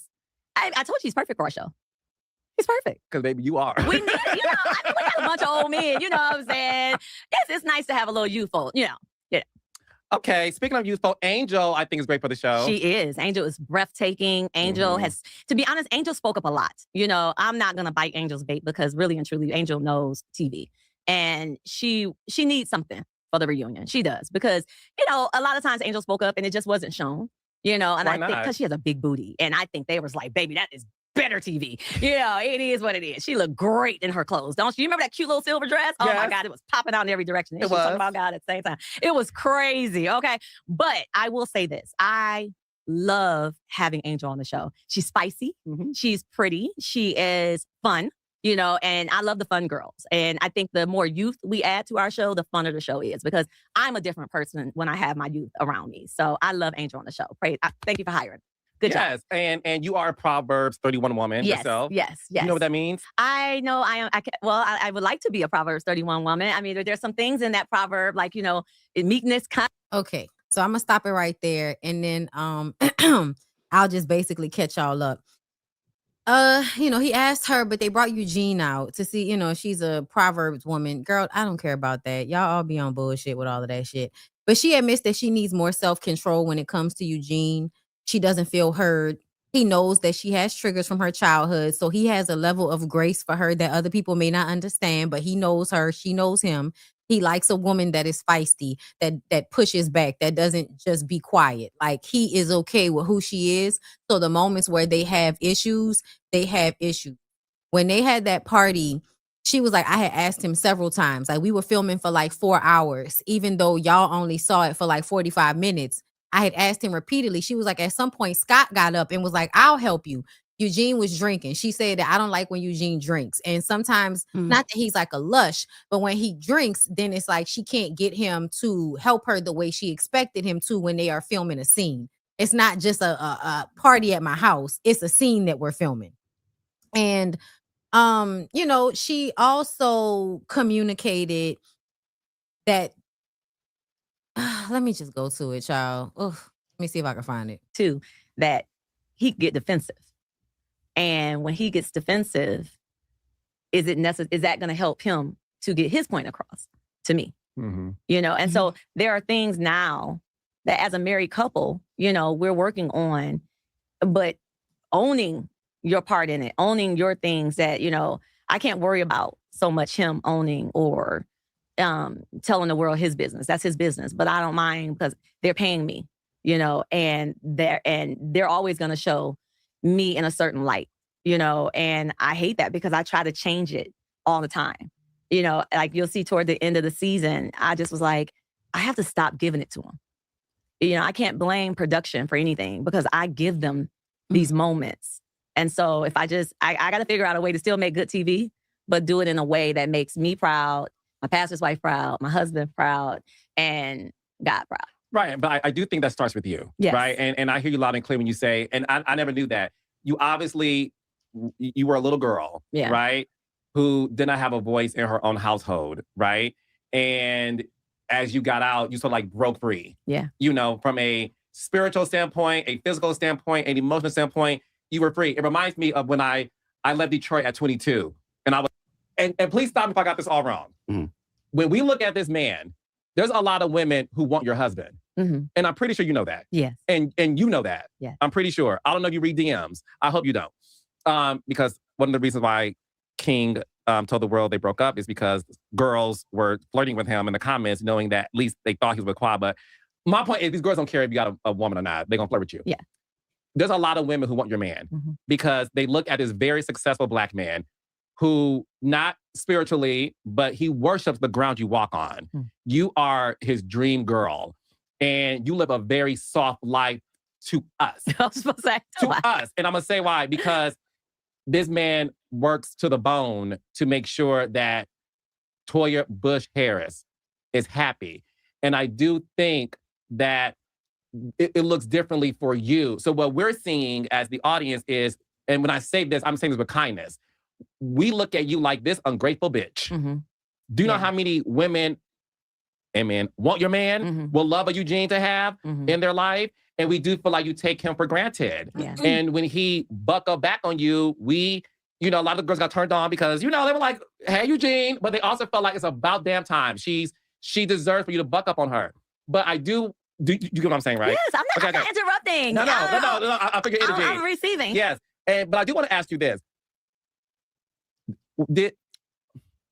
Were you ever able to move past the comments your wife made about your penis? Okay. I still don't think she made a comment about my penis. Correct. That part. It wasn't literal. Right, it was figuratively speaking. It was a figurative thing, and they ran with it. The other ladies, yes, Quad ran with it. Heavenly ran with it. But she even today when they bring it up and not to cut you off, but the reason why I'm asking you that is because this season, in your frustration with her, y'all had a one-on-one scene, and in your frustration with her, you brought it up again, like they're saying this about me. So that's what I want to ask you. It's because it's an ongoing issue. Like, even though that was several years ago that this comment was made, the same day of the party, the pool party, I'm in text messages talking about, hey, yeah, your husband's dick is little and mine ain't. Like, okay, what's that got to do with you leaving a fake person at the party? Like, that's you leave y'all text as girl text. Yeah. Leave me out of it. But now that I'm in it, like, hey, quit talking about me. Like, does it offend you though? Yes, offensive. Like, are you, is it hard for you to get past that because it's something that you feel like any man, as a man, I just wouldn't want that to constantly be brought up. It's an annoyance. Yeah. I'm over it. Okay. But you don't think? But when you keep bringing it up, it's resurfaced. Like, had it not ever came up again, I would be like, okay, well, that was some stupid stuff that, like, Quad said she was gonna give me a dress. I haven't brought that up ever again because she ain't saying it no more. But when you keep saying something, but do you blame her for it? No. Do you feel like he forgave you for that? I feel like our counselor said, how do you deal with the stresses of your life, your show, your job, social media? We haven't figured it out yet. I think that Eugene wants to believe that he's over it, but I prayed for a man that was sensitive to me and not with anybody else. And so the part that I know, and in being with him for almost 20 years now, his feelings. I'm sorry, that's an ignorant thing. I'm sorry. I had to stop right there. You pray for a man that's sensitive with you and no one else? Like, I understand, like, y'all don't want to share y'all man and all of that, but you want a sociopath? Like, you want some, like, because that's what that sounds like to me. You only want somebody that's affectionate towards you or empathetic towards you. And I don't know. I just feel like women think that that's a good thing, but it's not, because that usually means that they're only being nice to you because they want to fuck you, not because they're a good person, which means eventually they'll snake you. I feel like you should want your husband to be a good man all the time. Not that's his that last part went over my head. That was a good clock, because when she said that, I was thinking she meant just being his confidant, basically. I was thinking not she meant, necessarily no one else. I was thinking she meant understands her, a person that's sensitive to me, like understands me and understand what we have more than what the outside is talking about. Yeah. Be Okay. sensitive to me versus what these people. I don't care about those people out there. That's what I thought she was saying. Okay. But And I could agree with that because of the way it's on the show. Like, don't care about what they say about you. But I also feel like that's hard for you to fucking say after you put something like that out saying that, oh, I'm disappointed that their dicks don't get bigger. Like, you knew what that was going to insinuate. And now they won't stop bringing it up. And to be honest, as much as I'm aggravated at her for bringing it up, I do hate when they use that against her because I feel like, what did Eugene do to y'all? Like, use something else. Like, Eugene ain't do nothing to y'all. I'm going to let her finish explaining. I heard. He has always looked at himself as being a good guy, especially to women. And to be attacked by women is hard for him because you're not allowed to go off on a woman. You know what I mean? Which is what concerned me a little bit because when people say things like, well, it's about time, I was like, wow, what a double standard. Because God forbid the world be okay with a man bucking up on a woman at any time. Because the reality is, in a relationship, if I'm acting a fool, you don't meet me foolishly. Right. Okay? You set the tone of the way you want it to go. And so had Eugene met me with, baby, let's go talk in the back. You know, something ain't right with you right now. He did try to come at you and nestle your hip. When we came in the kitchen. Yeah. No, it was World War III. No. I'm talking about before. I watched the show before. You watched it. Was that an edit? I'm talking about before the escalation. When you made the comment, well, can you get up? Something along those lines. And you went in the house. And he was like, let me get up. And you got up and you walked to her and you said, hey. What the fuck? Yeah, He said, hey, what the fuck? Yeah, we was both on 10 by then. Right. What the fuck was Maybe that? They showed something a little different, No, child. that's it. But no, they didn't. They didn't. But he doesn't scream and holler. He says things under his breath. And, essentially you're, low-key a pick-me, Carlos. So, of course, you want him to be, I think overly hostile towards his wife in order to satisfy that y'all think women should be, oh, yes, massa, and all of that shit to men. Because Carlos always does that to me. Like, he always act like he used to do that with Mel. Like, and Martell, like this, you're not sucking dick hard enough for this man. But let's be clear. Let's be clear. Even though that happened, okay, I stole the show. Well, what happened before that? Yes. And so correct. You may not have even seen that because you saw me not doing Proverbs 31. And that's fair. Period. No, that's fair. That's fair. That's fair. the real. I actually listen because I'm not a producer in this moment. I'm a viewer, and I actually receive it. Yeah. I can actually receive that as a viewer. I was so put off by the way you spoke to him that I missed anything he did. And listen, maybe subconsciously, me and the viewers, we're like, whatever he did, it doesn't matter. It doesn't matter because of you. And now I understand why. Oh my gosh. Yeah. I have an aha moment too. Yeah. I now understand why it's very difficult for you to be yourself on the show because you do feel like, yes, I'm giving the world my real life, but I also understand as an outspoken Black woman, talking an octave higher than most to her husband, I lost the audience on my side. Yeah. I receive that. Yeah. Okay. And we'll leave it right there. But yeah, y'all, it was an interesting interview. What are your thoughts? I'm looking forward to watching it. For me, watching this interview, I'm like, this is why I like Toya and ain't nobody finna make me not like her. Only she could do that. I felt like she just kept it real, I agree. And she just hit the nail on the head with a lot of the thought points that I had about the show, certain characters of the show. So I'm like, I like Toya. I think this interview makes me like her and Eugene a little bit more just from what I've heard. But, I'm going to go see it all, But I still feel like she shows up kind of like, not a girl's girl in ways that bother me enough for me to like not always like her. But in the framework of her relationship, and I think what it takes to be a person to be in the type of relationship that she has, I do like her. Because to me, I feel like women have to have a level of what Toya has in order to have good men. I'm sorry. Like, you can't have a good man without having a little bit of, hey, nigga, don't let me hurt you. Like, you have to have a little bit of that about you, because if not, like, a nigga gonna walk over you. That's just what it is. Okay. Especially dynamic where he the doctor. Yes. And you the stay-at-home mom that was a teacher. Like, if you don't, put that, whip that pussy on these niggas and let them know what's up, they'll fuck over you, child. Okay. Thank y'all so much for the super chat. Scotty G. Hey guys, I was watching Traders. What did I miss? A lot. Play it back.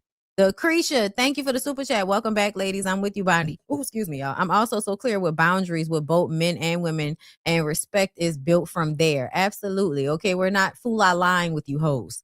2Ls, thank you for the super chat. A man down 7 million could never say anything to me. Fuck out of here. Talking about the game. Yes. Okay. You can't do me on shit. Sexual assaulter. Happy healthy hair. Thank you for the super chat. I know what it's like to stay clear of a toxic mom, always in her shadow. Mom is jealous and really feels shame because the daughter is a gem. Ooh. It do be feeling like you could get a white man. I hate you. It do be feeling like that. Justice Moore 3002. Thank you for the super chat. My girls are back. Yes. Okay. Kevin Preston, thank you for the super chat. Dr. Mimi reminds me of a corporate white woman and gives me PTSD. She I can see that for sure. Absolutely. That tone was like nails on a fucking chalkboard. Bitch, who are you talking She be to? giving Karen in a black ass way. SF, I wonder if she biracial. SF Bay Area Brandy, thank you for the super chat. So glad y'all ladies are back. Toya irritates the fuck out of me, and I feel like Dr. Eugene makes love to her, but she need youngin to F the ish out of her one good time. A YN. I'm look youngin. She need a YN. Oh, youngin. I'm saying That's what I say. said. Like same thing. It's the same thing. It's the same thing. I'm sorry. I'm old. I'm old. I don't know why my mind did. Well, y'all know what I say. I say some relationships you gotta, if you can't tell them you're gonna cheat, you gotta cheat. Like, you go ahead and do what you gotta do. You know what I'm saying? You be protected, and then you come back and then be nice to your husband. Like that, if you're not gonna tell him. I would suggest being honest about it. I think Eugene would be fine with it. He's out of town half the week anyway. He won't, you know what I mean? But I also feel like sometimes niggas don't want to know because they don't want to think about it. So it might be best just to, just don't give any specifics. Thank you, Brandon, for the super chat. Glad to see y'all back. Thank you so much. We are glad to be back, everybody. Your girls are back. Your girls are back. Yeah.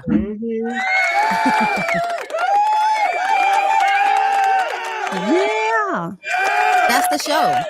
That's the show. Okay.